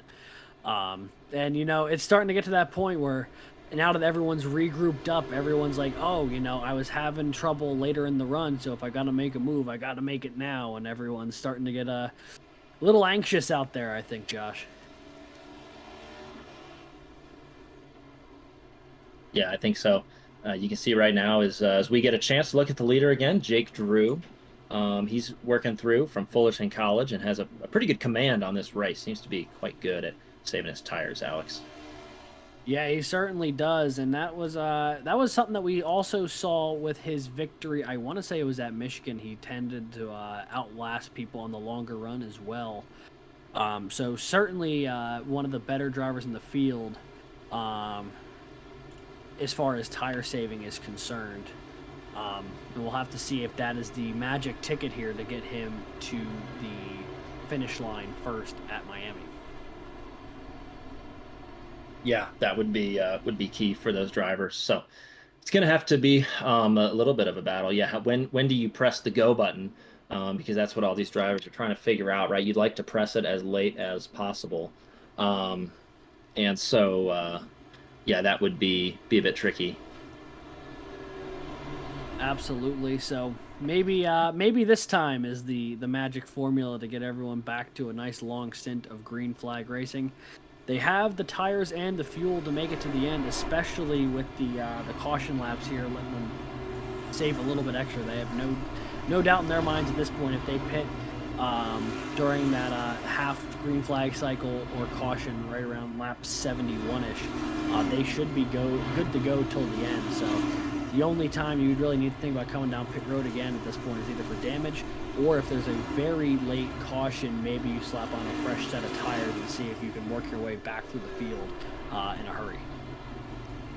Yeah, that's the other thing. The other thing you can do, and that's where we could try and put it into other, um, another strategy. And that's probably where Tim Robb is thinking, is if he's got another, if he has the opportunity to get another, caution, maybe in after 100 laps or so, inside 30 to go, he's probably coming to pit road and going to put four fresh ones on and see if he can do a last to first challenge, because I don't see American University doing anything else. And we know that's a possibility because the way these tires are acting, right? If you got 30 lap fresher tires, that's an opportunity.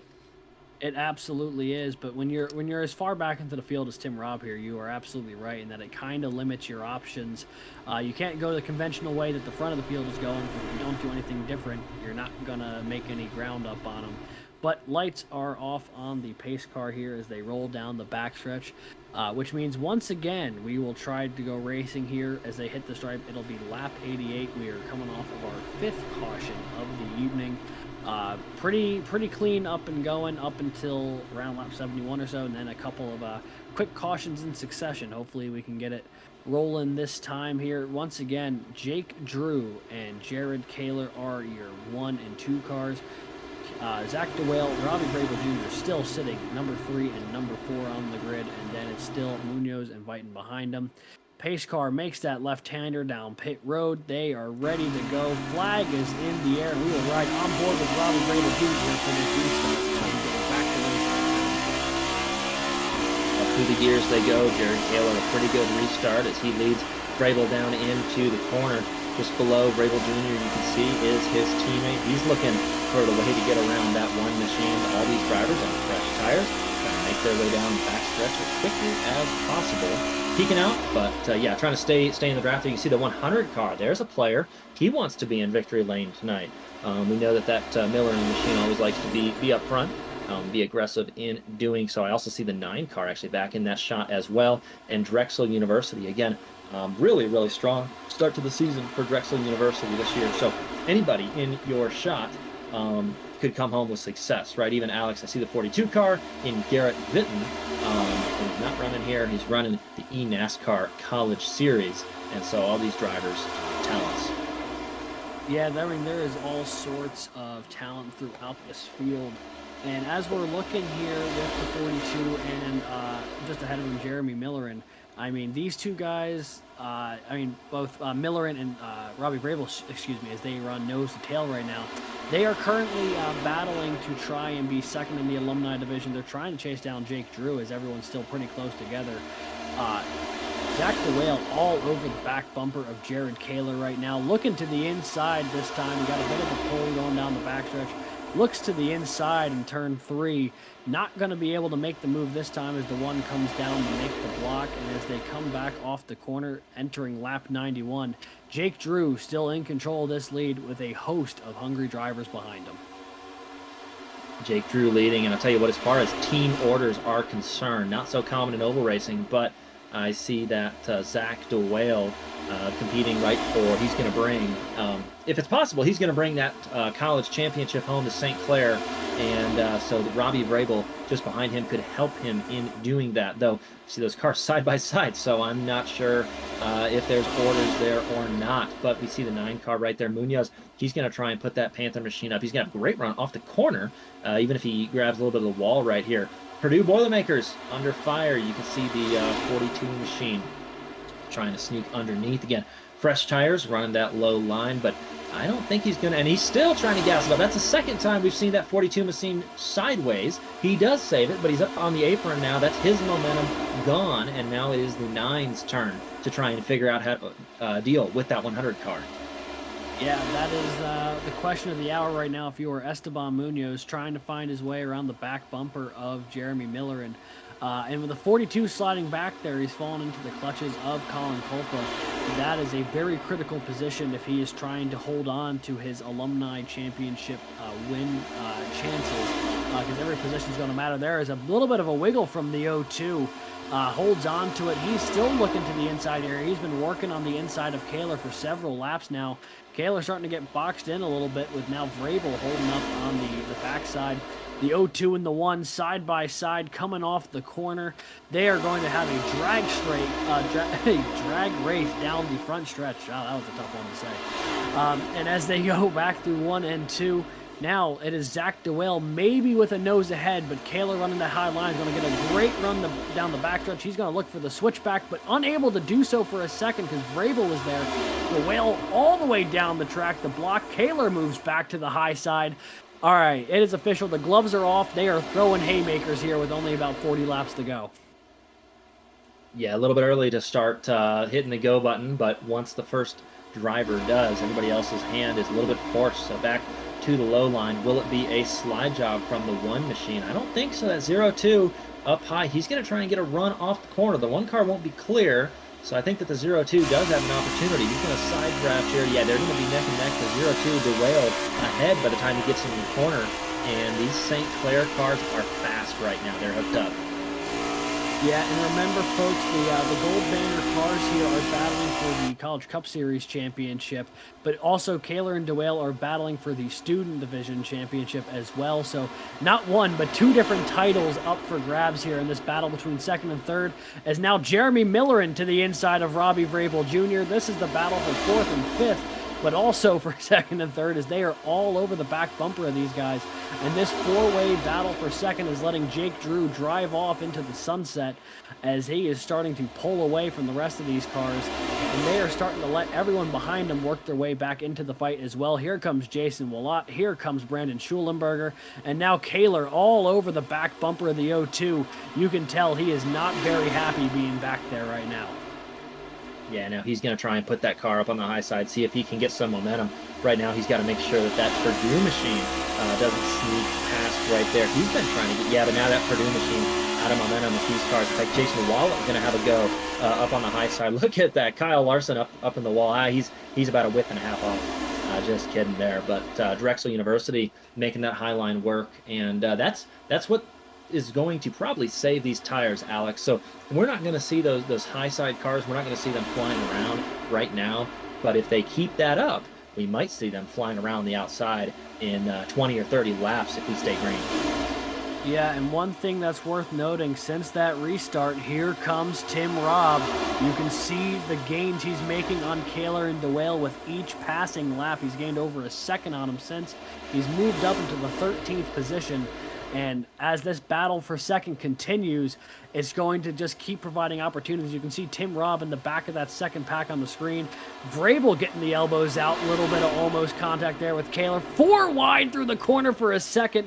Kaler has to back out just for a second as he was getting swallowed up by Miller and Vrabel and Jason Willott. He slides back in behind the 100. There is just cars shuffling all over the place here. And now the 1 just driving the 100 into the corner. They both slide up the lane a little bit. Schulenberger looking to the inside. Now it's Kaler moving to the high side with the better exit off the corner. He'll be onto the outside of the 100. Jeremy Miller stuck on the inside here, and here comes the freight train around him. Yeah, this is, we've seen a history between the 100 and the 1. Note the 1s in both those cars, both champions of their respective divisions last season. And CIL is a great place, Alex, to test a lot of things, including maturity of these drivers. So we would all love to drive across our opponents, but it's going to come down to cooler heads here. As these drivers, you can already see they've lost a lot of ground to the drivers up front. And I'll tell you who loves that is St. Clair right now, because that is their alumni and their student out in front. So, Alex, we talked about, aside from the CCS, the Championship 4, the student and the alumni competitions, do not run through the playoff format. They are the extended format. So Jared Kaler and UNC Charlotte still looking in a quite solid position for those championships. But right now, St. Clair College doing their absolute best. There's nothing more they can do, Alex, to put that 0-2 and that 0-7-5 up front. That's what they're doing. Yeah, currently running second and third. The only thing they've got left at this point is trying to chase down Jake Drew ahead of him. As you see, that momentum that Tim Robb had is starting to slightly stall out as he's chasing down Zach DeWale. I think that's because that battle for second has finally cooled down a little bit. And I think Jared Kaler realizes the importance of the situation at the moment as well, just trying to save some tire for the end of this race. If the current permutation would hold, Zach DeWale would win the College Cup Series championship, but Jared Kaler, I do believe, would win the Student Division championship just through the nature of the extended points format there. So lot to keep in mind here. I don't know if it's going through the head of the drivers or not at the moment, or if it's just a matter of focusing on trying to get the next car or trying to hold on to the current position you have. But you know, up here in the booth, we're trying to keep an eye on as many things as we can when it comes to those sort of permutations, although we can't officially say anything until the number crunchers officially get it done once the race concludes. But coming to the green this time, or to the stripe this time, there's only 30 laps left here in the Championship 200. Jake Drew out to a near 2-second lead over Zach DeWale. Right now, though, the battle is going on behind him. Zach DeWale and Robbie Bravel trying to hold off Willott, Taylor, and Vighton behind. Yeah, we talked about you know, the strong start and maybe the lull for that Drexel University team in Alex Diamond and Jason Wallet. And what a story if he could bring that car home in top 5. You know, we didn't know quite what to expect, the newcomer last season into this season, but Drexel University, one of the programs, like American University, that has squarely established themselves, as well as those drivers, as key players here on Monday nights. And so you can see right now, Jared Kaler under fire from the 42. Let's see if he can keep the rear tires in check this time. A little bit wiggle. He's getting better. He might have it by the end of this 130 laps here. But yeah, that's going to give the one car and a strong block to the inside. Yeah. Do so at your own risk. We actually saw how the 100 car was moving up the one car as he went to make that pass that we saw about 10 laps ago. For all you aspiring drivers, that's a great way to have a small mob at your trailer at the end of the night. Fun fact here. I haven't figured out how to quite facilitate that over the internet just yet. So we are 3 wide off turn 2. You see Tim Robb, Alex, and Tim Robb knows he needs to go forward, but can only do so much. The 42 to the inside again. Once again, he goes to the inside, and once again, Jared Kaler with an aggressive block to keep Arizona State behind him. He is really pulling out all the stops here, trying to hold on to that 5th position. Keep an eye a little farther back as Jeremy Miller starts to slip back. Colin Colpa gets bigger in his rearview mirror once again. Now Kaler to the inside of Willott as Vighton looks to the outside of Kaler. This could be a bit of a jumble here as they come off the corner. Wallet holds on to 4th, Kaler holding on to 5th for the moment, and now Brandon Schulenberger looking to the inside of the 42. He's trying to take the 6th position away. There is quite a lot of both window and mirror driving happening all at once here. You got to keep your head on a swivel right now.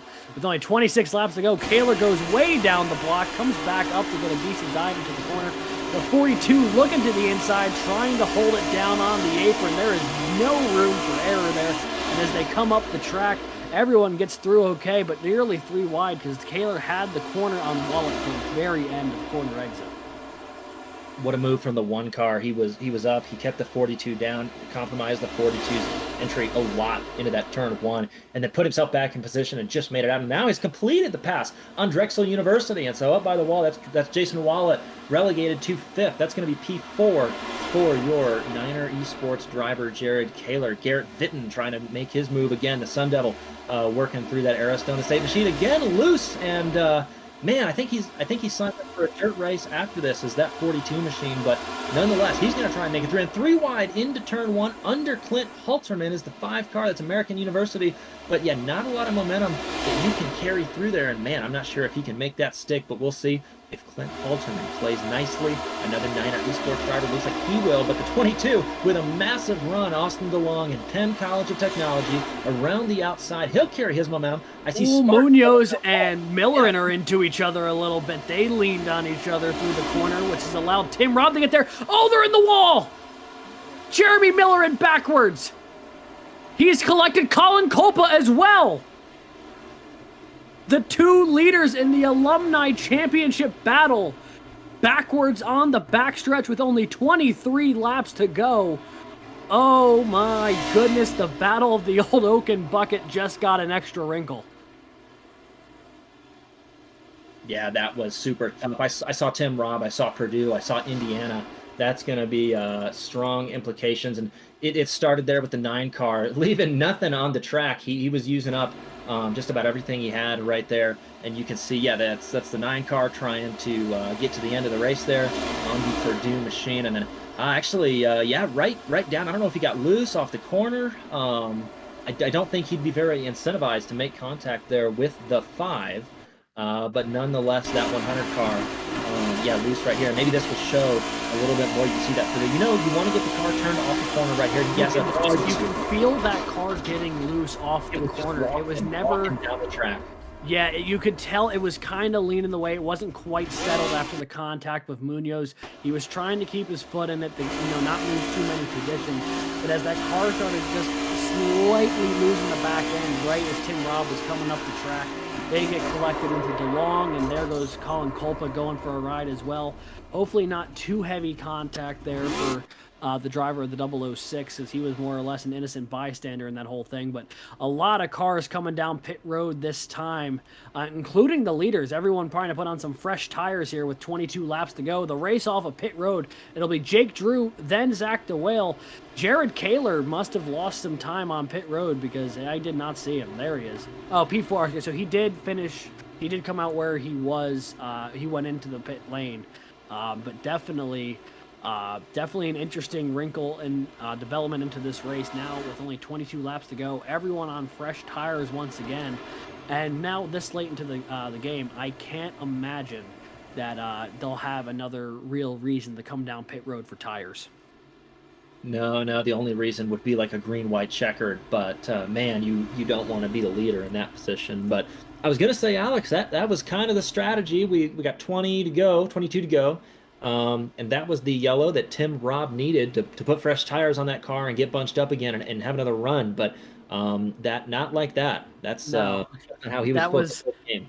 Yeah, the prerequisite on getting another caution to potentially go for the win was not being a part of said caution. And, that's certainly a bummer for the driver of American University. He's been having such a good rookie season here in the CIL, looking for that championship. And that may, I won't speak fully on it, but I think that may have just finished his chances at both the Student Division Championship and also the College Cup Series Championship.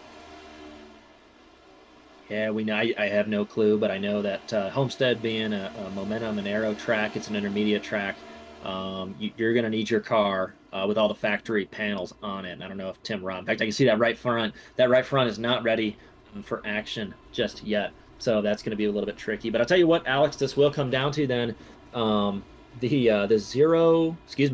02 and the 1 car. And Niner Esports and the man on your screen right there, Zach DeWale in St. Clair College.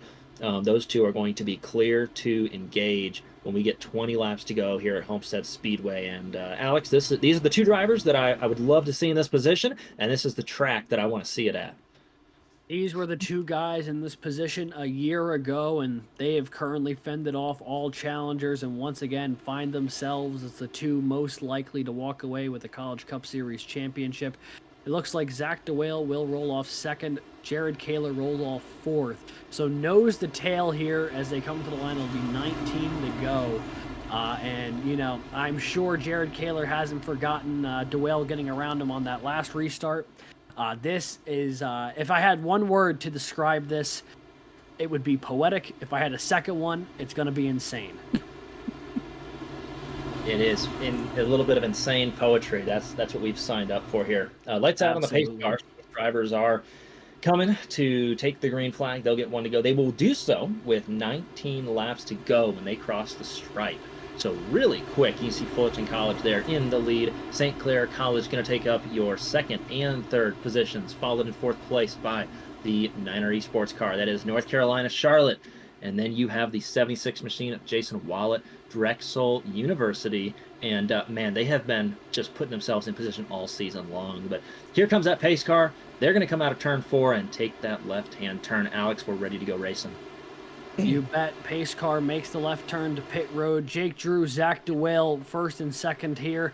Green flag in the air. They will drop it to go green, and we are racing once again here at Homestead, Miami for an opportunity to crown a College Cup Series champion. And as they roar into turn 1, it is Jake Drew holding off a charge from Zach DeWale.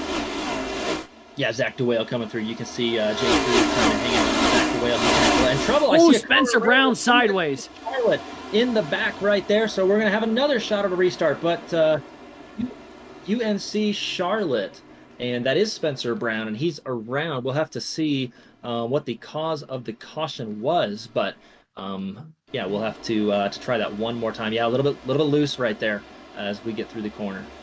Yeah, and then just completely loses the back end, spins around. Doesn't look like anyone else got caught up in that, including guys like Tim Robb and Colin Kolpa. So lucky break for them, but the 52 around once again. We'll take the onboard here with the 5 and Tim Robb. And as you see coming off the turn 2, that car very close and just barely gets on by. Another car goes way down from the apron ahead of him. Didn't even see that. Looks like they kept it off the wall. But someone dug way deep into the backstretch there. It looks like it might be one of the Valpo cars from the distance, but maybe Ethan Decatur. But I can't say that with any real confidence. But, you know, oh, maybe Ricky Paz. It might have been Ricky Paz, the other Valpo car. Let's take a look here with the 19, as it looked like someone got very loose off the corner. Yep, it was indeed Ricky, and look at him just keep that off the wall and get the gas back into that one as he makes his way back into turn 3. Lucky break, I think, honestly, for Ricky that caution came out. Yeah, he could have lost a lot more spots and did the right thing to keep that wheel pretty straight. You don't want to be too solid there. Fun note on Tim Robb trying to get around this spinning 52 car is some will ask, you know, hey, why wouldn't you move up a groove? Well, once you shift your momentum up into that wall, it's very, very hard to get it turned back to the left, right, and avoid that. So Tim Robb really doesn't want to turn right any more than he has to, so did a great job to use the brakes, get that car slowed up, and let that 52 car, Spencer Brown, cross him just across his nose. A little bit exciting, but yeah, so that will be the second strike, and so the second dead on track for Spencer Brown and that driver. So we'll have to take that machine back behind the garage at this point of the race. But I'll tell you what, the same story, a few fewer laps right now, Alex. Light's going to go out on the pace car. We should have this restart with about 15 to go, if I'm right. That math sounds about correct to me. And this is the culmination of the longest season in the history of the CIL Cup Series. This is the 14th race of the year. Used to be the series was run every other week. This year, or this semester, every week from the end of January here till the end of April. It has been an absolute grind for a lot of these drivers, and a number of them have been here for all 14 events of the season, which is incredibly impressive to manage that, plus all of your academics and other life commitments. So to that, you know, it's got to be a weird feeling if any of them take the time to think about it. I'm sure they're all locked in and focused, and that's probably the last thing on their mind. But, you know, having the luxury of not being actively in the car right now, I'm sure this has been it's a culmination of what has been a truly historic season here for the CIL, with the amount of dramatic finishes and different winners we've had this year, and to bring it down to what will essentially be a 15-lap sprint to the end. You couldn't draw it up any more beautiful than that, in my opinion. No, these drivers are getting ready to go, and that's exactly what the doctor ordered as the few last cars catch up, and it has really come down to this, and we'll highlight again DeWale and Kaler, who are in this position. You can see right behind. In fact, looks like he's in fourth right now, so he's going to be right on the back bumper of Zach DeWale as they get ready to go. And we'll see who can time the restart the best right here. Yeah, Tim Robb. So Tim Robb is taking every opportunity he can to come down pit road, take 20 seconds of damage off that car at a time, try and get that repaired. But he's got to stay ahead, as he does so. So maybe he would like a few more cautions and some more pace laps. But yeah, he's going to have to probably have a few more to get that car back to new condition. It's going to probably take a Hail Mary here for Tim Robb to have any shot left in the College Cup Series title race with Kaler and DeWale running 4th and 2nd respectively. But hey, crazier things have happened. The lights are off on the pace car, though, which means in half a lap we will go back to green flag racing. It'll be 14 to go at the line.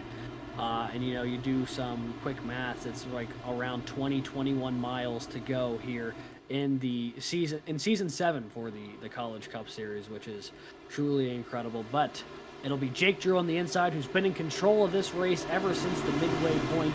Zach DeWale trying to hold off Jared Kaler behind him for an opportunity to win the College Cup Series title.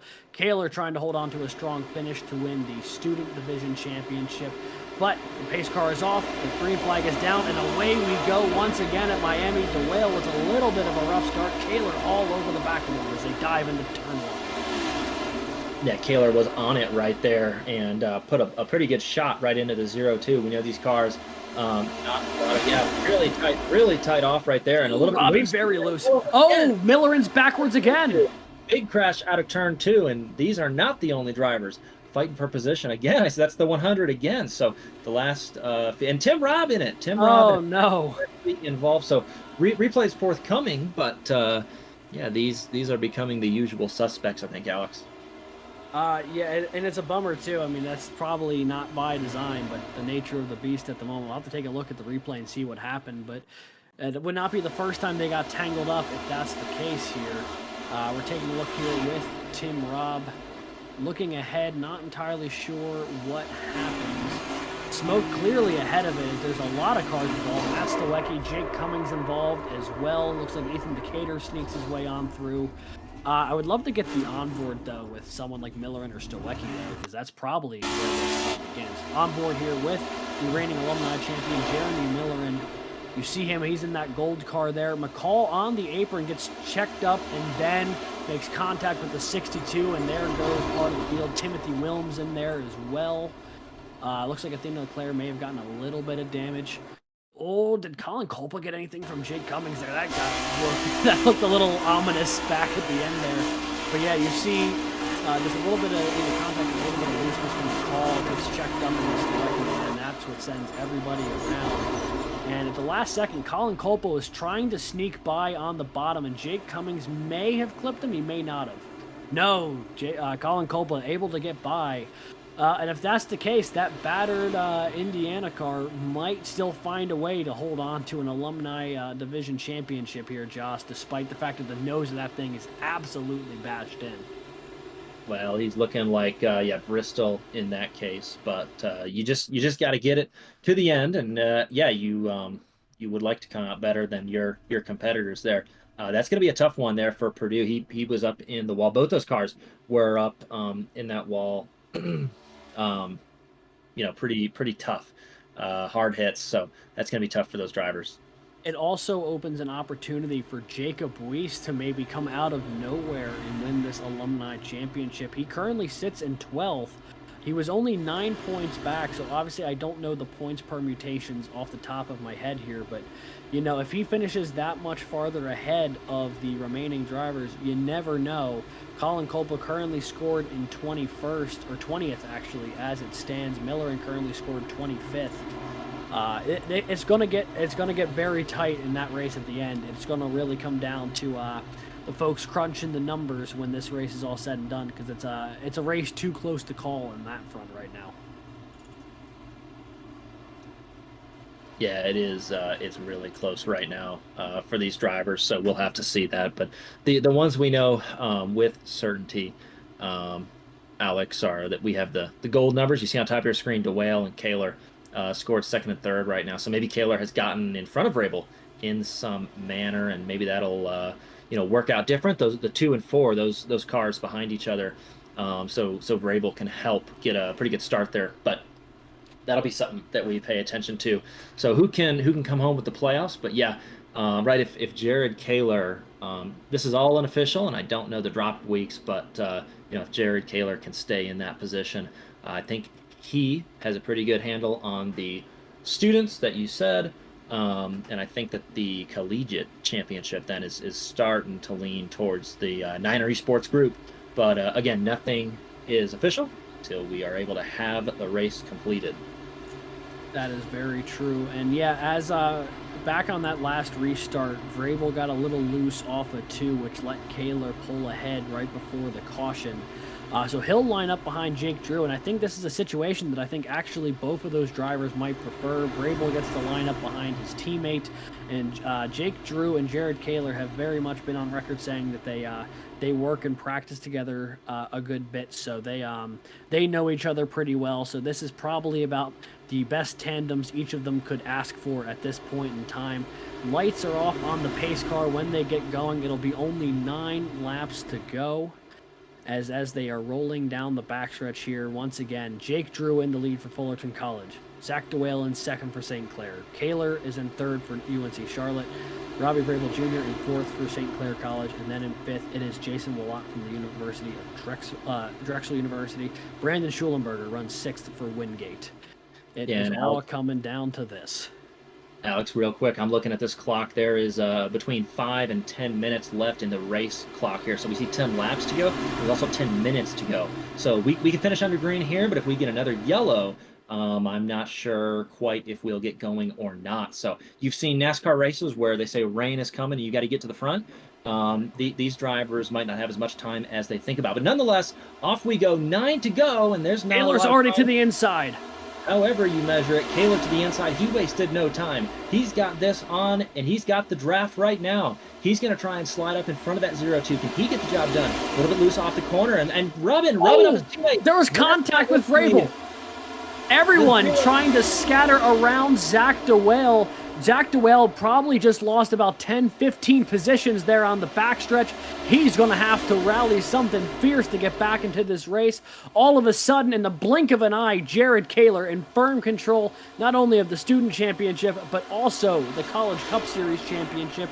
Barring anything else catastrophic happening, he is trying to chase down Jake Drew, but there is a lot of space between him, not only the rest of the field, but also his competition in Zach DeWale. As you see, DeWale trying to come off the corner, gets a little bit loose on the cold tires, and then there's just a little bit of contact with his teammate and Robbie Vrabel Jr., and then all of that, a little bit of a wall tap, and then just the wave of cars goes by him on the inside, and you can see him way back there. He's like 8th or 9th in line.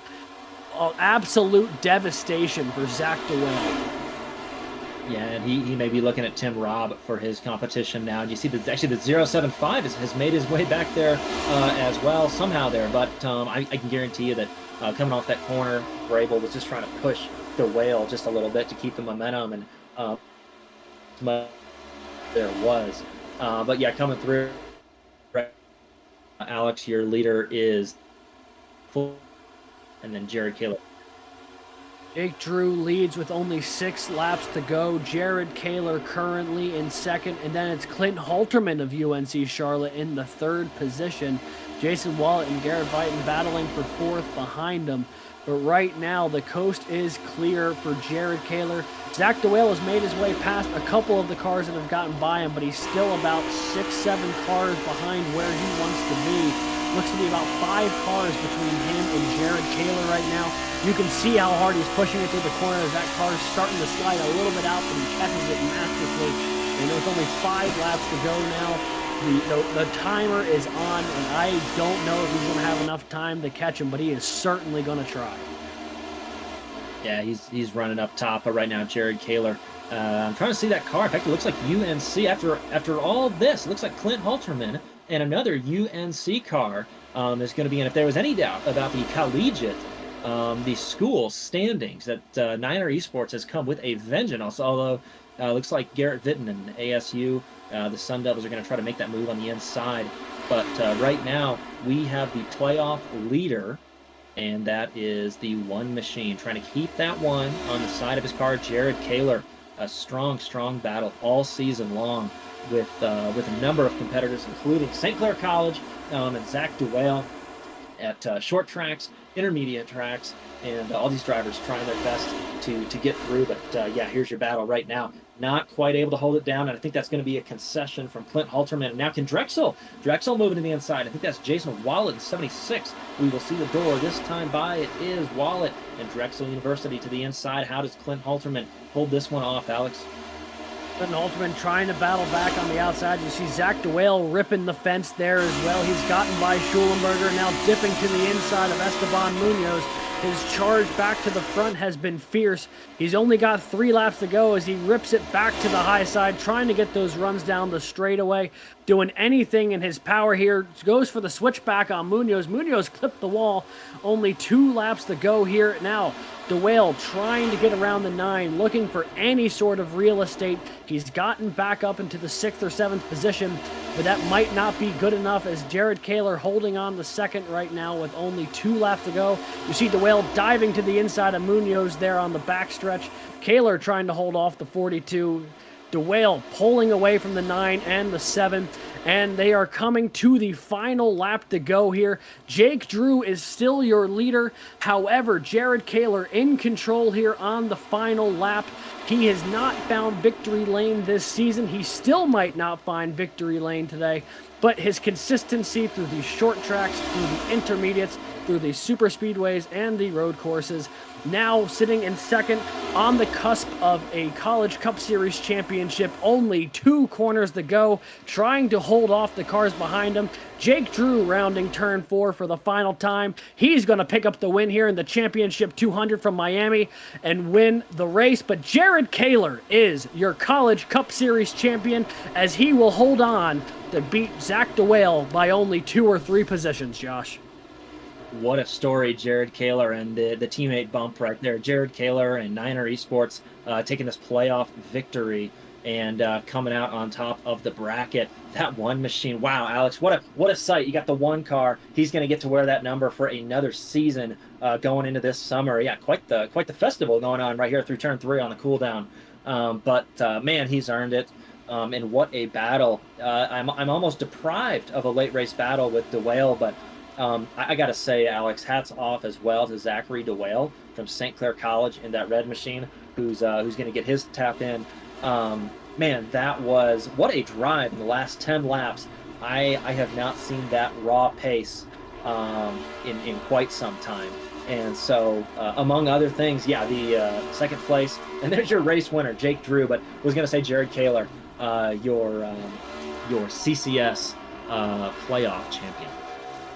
Yeah, and I mean, we feel like we may have gotten deprived of that battle at the end, but Zach DeWale was coming with a vengeance. He nearly got there. If you gave him maybe just a couple more laps, he could have gotten there. He had worked his way back from like 12th or 13th all the way back into the top 5. But it will be Jared Kaler celebrating with Jake Drew, the race winner and the CCS winner. The student division and alumni division champions are being calculated as we speak, and we will hopefully be able to make any heads or tails of it before the night is over. But in the meantime, we get to watch the one car of UNC Charlotte, Jared Kaler, kind of burn it down and celebrate a very deserved victory in the not only the student division more than likely, but also the College Cup Series playoffs. Yeah, and man, Alex, let me zoom out. 130 laps here at Homestead. What a race! We started off fanned out very wide. I don't know that we ever got away from that, but we saw the top. In fact, we saw a couple drivers, including DeWell at the end, really run the top and have so much pace off the corner. We saw drivers, saw like Tim Robb at American University, who were really making that bottom work. Certainly at the expense of their tires, but nonetheless was really fun to watch him compete. And man, talk about being deprived. Tim Robb at American University, Alex had every right to be up in the front of that competition, and just did not go their way there in the back half of the race. Yeah, and they had the pace early. I mean, he led a number of the early laps in this race, and you really thought it was going to be a three-horse battle for it. And then he kind of got shuffled back a little bit with that untimely the pit stop there toward the end, and because of it, it just didn't quite go his way. He got caught back in traffic, and then got caught up in a couple of incidents. So certainly unfortunate for him, but doesn't take away from the incredible season that he had. But with that being said, I think it's time that we talk to some of the people of interest here tonight. I guess we can probably start with our race winner here, Jake Drew. If I can move him to the broadcast booth. Here we go. We are on in the booth here with Jake Drew, your race winner here from Homestead, Miami. Jake, talk us through those last couple restarts. What did you have to do to hold on for the victory here tonight? Yeah, I think clean air was pretty important there. It seemed like there was a couple different lanes that you could play with for sure, which made it fun. Um, I knew DeWale had some pretty good long run pace he showed at the end of that long green flag run, and looked like we were getting close on time and everything. So I just kind of had to be smart with my restarts and make sure I had a good enough jump into one to get through there clean, and then just put in qualifying laps till the end.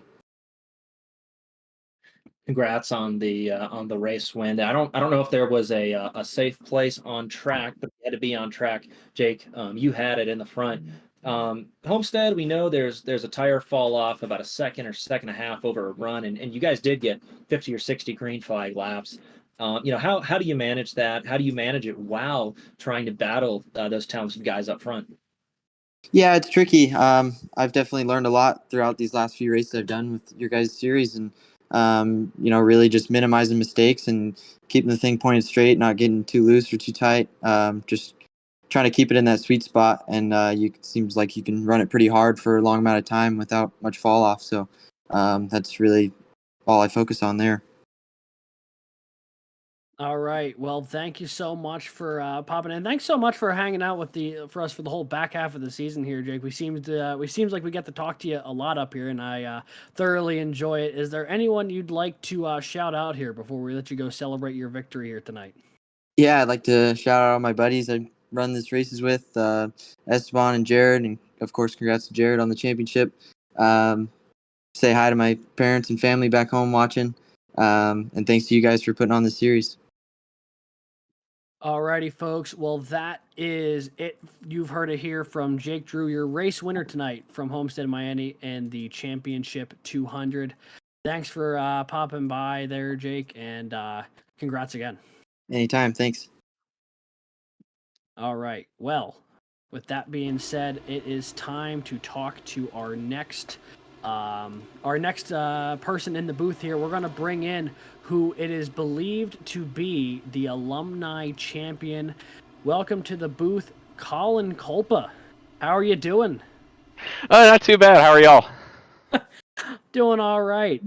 So it seems like some folks crunched the numbers, and I do believe by the slimmest of margins, you have won the alumni championship by 1 point. Wow. How about that? How about that? Indeed, that'll be my question for you. What's going through your mind right now? Apollo Motorsports, our team, we had tried to do a little bit of crunching the numbers. We knew, unfortunately, Matthew Norberg couldn't race with us tonight. That would have been a fun battle having him a part of it, because 391 or something like that. Regardless, I just knew there's a lot that's out of my control. You just have to finish as good as you can, and even racing teammates, you just got to run your own race. And there were that major incident in the middle took out a bunch of, I think Tim Robb got kind of hurt from the playoff thing, and I was caught up in that. And Jeremy was too. I think he was up there in the standings as well, so it's just a matter of survival. I ended up having engine damage that last stint, whatever iRacing determined when I hit that inside wall. And I sat there for a couple repair cycles just wondering, okay, I got to get back out there. I got to keep going. And there's one point in the last 10 laps where I was just like, oh, what the heck? And just kind of found the outside, tried to make up as many spots as I could in the alumni standings. And here we are. Yeah, congratulations on your alumni championship, Colin. Man, we always appreciate your paint schemes. And again, we had mentioned during the race the number of people that made CIL possible, one of whom was you. But Yeah, your car doesn't look factory fresh as you come in victory lane. But how does this change your approach? Sounded like you had a pretty solid team. How much of a group effort was this? And what did you learn in your first CIL season where we had 14 races instead of 7? Yeah, this was a learning season for me. This was I think the second big season with Apollo, and just working with other people. The other seasons I've been independent, just as an IU alumni and a student. It's hard to figure stuff out when you're by yourself. And whether it's running the line, talking about the track changes, even just saying things and being wrong, you don't get told you're wrong unless you have teammates. And sometimes that's more valuable than being right. So I credit to Tim, Andrew, Jeremy, and Jake with Apollo. It is a huge season. Something clicked about halfway through the season. I think it was Darlington, where I was like, okay, I finally figured out the next gen car. It felt like, and I could do some long run stuff pretty well. I loved the long run tonight, made up a bunch of spots and tried to be cautious near the pit cycle, but it's been a really nice season for me. It's been a learning season, and I think my racecraft is a lot better. I, I I do a lot of open wheel stuff usually, so NASCAR is kind of like a secondary thing for me, but it has been a fun season, and happy to be here at this point with a little bit of a reward. Absolutely. Well, congratulations again. I do have one last quick question for you while I'm thinking about it. Being an alum from Indiana, Indianapolis Motor Speedway is out there. You win the Indy 500. You drink a ton of the milk. Is there going to be any milk to be drank tonight? I think I'll have to. That was part. There's a fresh gallon of milk in the fridge. I'm not going to dump it all over myself. I don't think my house can handle that. But a nice cool glass of milk. I think that's a nice reward. There you go. Well, any final thoughts anyone else you'd like to shout out? Any final thoughts you'd like to share here before we let you go celebrate your alumni championship there, Colin? One more shout out for Apollo Motorsports. Shout out to my girlfriend Kate, who's been supportive. That's been nice. And shout out to CIL. I think it's mentioned I volunteer here. And some of the other seasons we put on Formula C, and it's just a fun league to run. And happy to I think running 100 next year. So that's pretty nice. Very fun. Well, folks, that is Colin Colpa, your alumni champion. Congrats again, and go celebrate. We'll catch you next time. Thanks. All right. Well, that was our alumni champion. Now, Josh, how about we bring in our student division champion and our College Cup Series champion? That is correct. And yeah, go ahead, Alex. All right. We are here with Jared Kaler, not only the student division champion, but also the College Cup Series champion. Jared, you found a way in the closing laps to get it done once again. What was going through your mind at the end of that race? I mean, I don't know. I'm kind of lost for words. I mean, that was a really, really hard fought race by everyone, and I mean it was a lot of fun for sure. And Zach was, I think, definitely had the better pace compared to me, and I knew we kind of had that long run in there, and he was close on me, past me, and then we had the caution. We restarted, and he was driving away from me once he got around me again. And I knew I was going to have to take some green, white checkers or some late race yellows to try and make something happen. Unfortunately, that's kind of how it played out. I was able to get right next to him, and I mean, I got a killer restart on that final restart, and was able to get next to him into one, and then clear him off two. And then I think he got loose or something off two, and then from there it was just kind of going about 80%. I knew I was like, I don't need to push it. If I lose third, if I lose fourth, that's okay. I just need to kind of not spin out, and I'll have the best chance of winning the championship. Yeah, Jared, congratulations on the Cup and student. And so for student, you, Jared Kaler, are the champion, and North Carolina at Charlotte and Niner Esports are the collegiate winners for this season 7 of CIL. So a third feather perhaps to put in your hat, Clint Halterman, and all the names that help around there. Congrats on that. And we ask typically, what does it mean to have a growing program and so on, but you guys are pretty well established. You've got the location, you got the drivers, you've got the pace. But what's next for Niner Esports and UNC Charlotte and your all's iRacing endeavors? You guys are continuing to assert yourself even as these new schools come and try and battle, still you retain that one on the side of your car. Yeah, I mean, you mentioned it. Clint did a great job this season. I was super impressed with him with his rookie season. I mean, he won a race in that regular season. I didn't win a single race that whole season, so he beat me out there in that category with the win column. But he did really good, and I guess the next best thing would be to try and get an alumni on board and see if we can get a full-time alumni that can compete up front. I know Santi kind of does races here or there, but trying to get the clean sweep, with the student points, alumni points, and then the school championship. I think that would be a cool next step, next goal for us. Yeah, certainly a pretty obtainable goal, I feel like, given the amount of success and talent that you guys have in the room.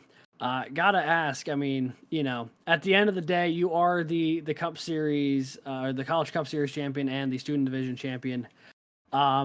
Would you change anything about how this season went? Or are you happy with the way it all kind of came together here at the end? I mean, obviously, I'm pretty happy with the end result. It doesn't get better than that championship. I mean, I would have liked to win throughout the season sometime. I think didn't get there, got close a bunch of times, and I think in this playoff, I finished second and third every single round in the playoffs, and even in the regular season, just kind of was close, but couldn't quite get there all season. But it just kind of proves, even with this different format, consistency still plays a big part. Everyone tries to go after the wins, and wins are so crucial in this kind of like win and you're in, win and you advance to the next round type format. But it still kind of shows that, hey, you can still be consistent and end up doing well. Absolutely. Well, congrats, Jared. Anyone you'd like to shout out here before we let you and your teammates celebrate not only your College Cup Series championship and Student Division championship, but also UNC Charlotte's collegiate championship tonight? Yeah, I'd like to thank you guys for putting on the session, and of course for the great season. It was a lot of fun. I loved the expanded season with the playoffs. It was a different twist, and I enjoyed it. Clint did a great job this season, and I know Santi did a couple races earlier in the season. He did a good job winning some of those. So congrats to them, and Zach and Tim, and they did a really good race for sure. I know Tim had some troubles early on and kind of put him back, but he was battling up there before that.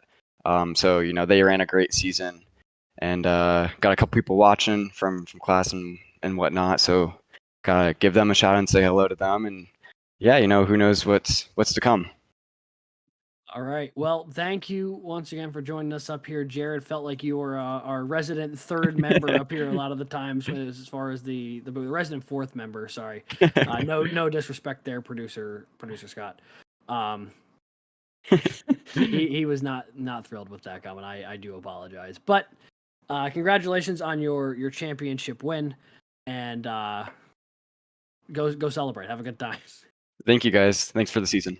Absolutely. Well, Josh, that does wrap up our alumni champion, our student champion, the alumni or the student collegiate championship, and I think the alumni collegiate championship. I think also goes to UNC Charlotte tonight. And then, the alumni winner being Colin Culpa. There's just so much to digest. Where do we even begin? Well, I mean, it's what a race, right? We set up the Collegiate iRacing League in 2020 with the anticipation that we would have these groups pouring knowledge, students coming together and creating this environment. Right, we can only do so much to create the arena, but the students create the environment. And I'm scrolling through Discord now, and I can see that Dwayne, Kaler, these names that we're familiar with, everybody is chatting about what a race, what a season. And I guess I have to echo, Alex, those sentiments. I got nothing to add there. I mean, it was super exciting. You heard me kind of framing up, Jared at the end as he and North Carolina and Charlotte was kind of coming to the conclusion. Then I had to pause for a few laps because with grip and speed that I've never seen at this track, Zach DeWale and St. Clair College were still coming through the pack after that kind of slip off turn 2 on the restart. And so from flag to flag, it was exciting. But what fun to be able to see and call this. Absolutely. Couldn't agree more. But, I think it's time we take a quick look here at the final race results here from Homestead Miami Speedway. Josh, do you wanna take it away?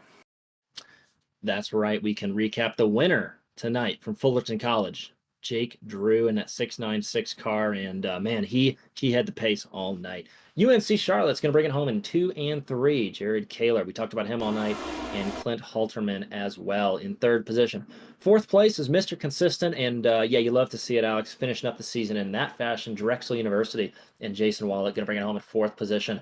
Driving from that slip all the way back up to fifth position was Zach DeWale, St. Clair College. Arizona State's Garrett Vitton in P6. And seventh place was Wingate University's Brandon Schulenberger.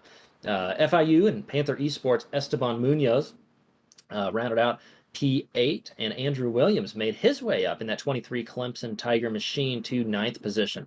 Robbie Vrabel Jr., St. Clair College, 10th position, and 11, Ricky Paz from Valparaiso University. North Carolina at Charlotte again in the form of Jacob Weiss, this time in 12th position, and Edwin Onofre from North Texas. He finishes 13th position tonight. Jeremy Millerin from Purdue University, the Boilermaker, who was racing Colin Copa for that alumni championship, but in the end lost out on the old Oaken Barrel, and that goes to Colin Copa from Indiana, but in 14th position. That's going to be Jeremy Millerin. And Alex, finally in 15th position, Athena Leclerc from St. Clair College. Absolutely. 16th, it's Austin DeLong from the Penn College of Technology. 17th, Matt Stawecki from James Madison University. Drexel University's Timothy Wilms is 18th on the grid tonight. 19th, it is Colin Culpa hanging on by just a thread to win the Alumni Championship. Bradley Daniels for Robert Morris University rounds out the top 20. Michael Sidor for the Penn College of Technology, 21st. Andrew McCall for Purdue in 22nd. Clemson's Nick Stockner in 23rd. Tim Robb, one of our Championship 4 members. Frustrating day for him, to say the least, I'm sure. He finishes 24th for American University as the final car on the lead lap. Ethan Decatur finishes 25th for Valparaiso. Jake Cummings in 26th for Wingate. Ethan Head and Tennessee Knoxville finished 27th, and Rhett Crane for Ball State in 28th. Anthony Brown for Queen's University of Charlotte brings it home 29th. 30th is Andrew Burrell for Clemson. Matthew Burton 31st for East Tennessee State. And Spencer Brown for UNC Charlotte rounds it out in 32nd. But that is the final results here today. So, Josh, I don't know if you've got any final thoughts here. If not, we can wrap it up and celebrate the season that was. Yeah, what a season it was. And I don't know that I can add anything more, Alex. The drivers set it all on track. I know that there's one more encore, the student only short track series. Wednesday night, same time, 9 o'clock Eastern, goes to Five Flags Speedway, where the students themselves get their space on a short track to figure it out. They're taking the super late models to Five Flags. And for all our Snowball Derby fans and short track fans, that will be a one to remember as well. I don't know, Alex, if it can get wilder, but that is what I'm thinking of. But what a Cup season! What fun to watch these drivers compete. And yeah, with this longer schedule, we got to see it all with speedways, short tracks. We went to Watkins Glen, and we saw the strengths and weaknesses of each driver and each team, and we saw the improvement of so many drivers and teams. Yeah, what a blast it was to follow that along. Absolutely. I mean, couldn't echo it more. Want to give 2 quick shout outs here before we officially wrap on the College Cup Series season. The first one is to the most important part of our broadcast team is producer Scott. Without him, we'd have no graphics and no video and no live capability to bring these races to you. So massive shout out to producer Scott for all the help this season. Also want to give a quick shout out to Zach Lindler, who is the normal co-host in the booth here with me. Shame he couldn't make it tonight, but he did a lot of tremendous work calling these races alongside myself here. So want to give him a quick shout out. And Josh, thank you so much for filling in tonight on short notice to help out call this wonderful championship race and help bring season 7 to a close. But that is going to do it here for our coverage of the College Cup Series in Season 7. Want to thank you all so much for coming out, hanging out with us, and watching some of the best the college sim racing world has to offer, duke it out for the College Cup Series Championship. I've been Alex Gagnon, and for everyone a part of the CIL and the CIL broadcast night, have a great night, and we will catch you Wednesday for the Short Track Showdown finale at Five Flag Speedway.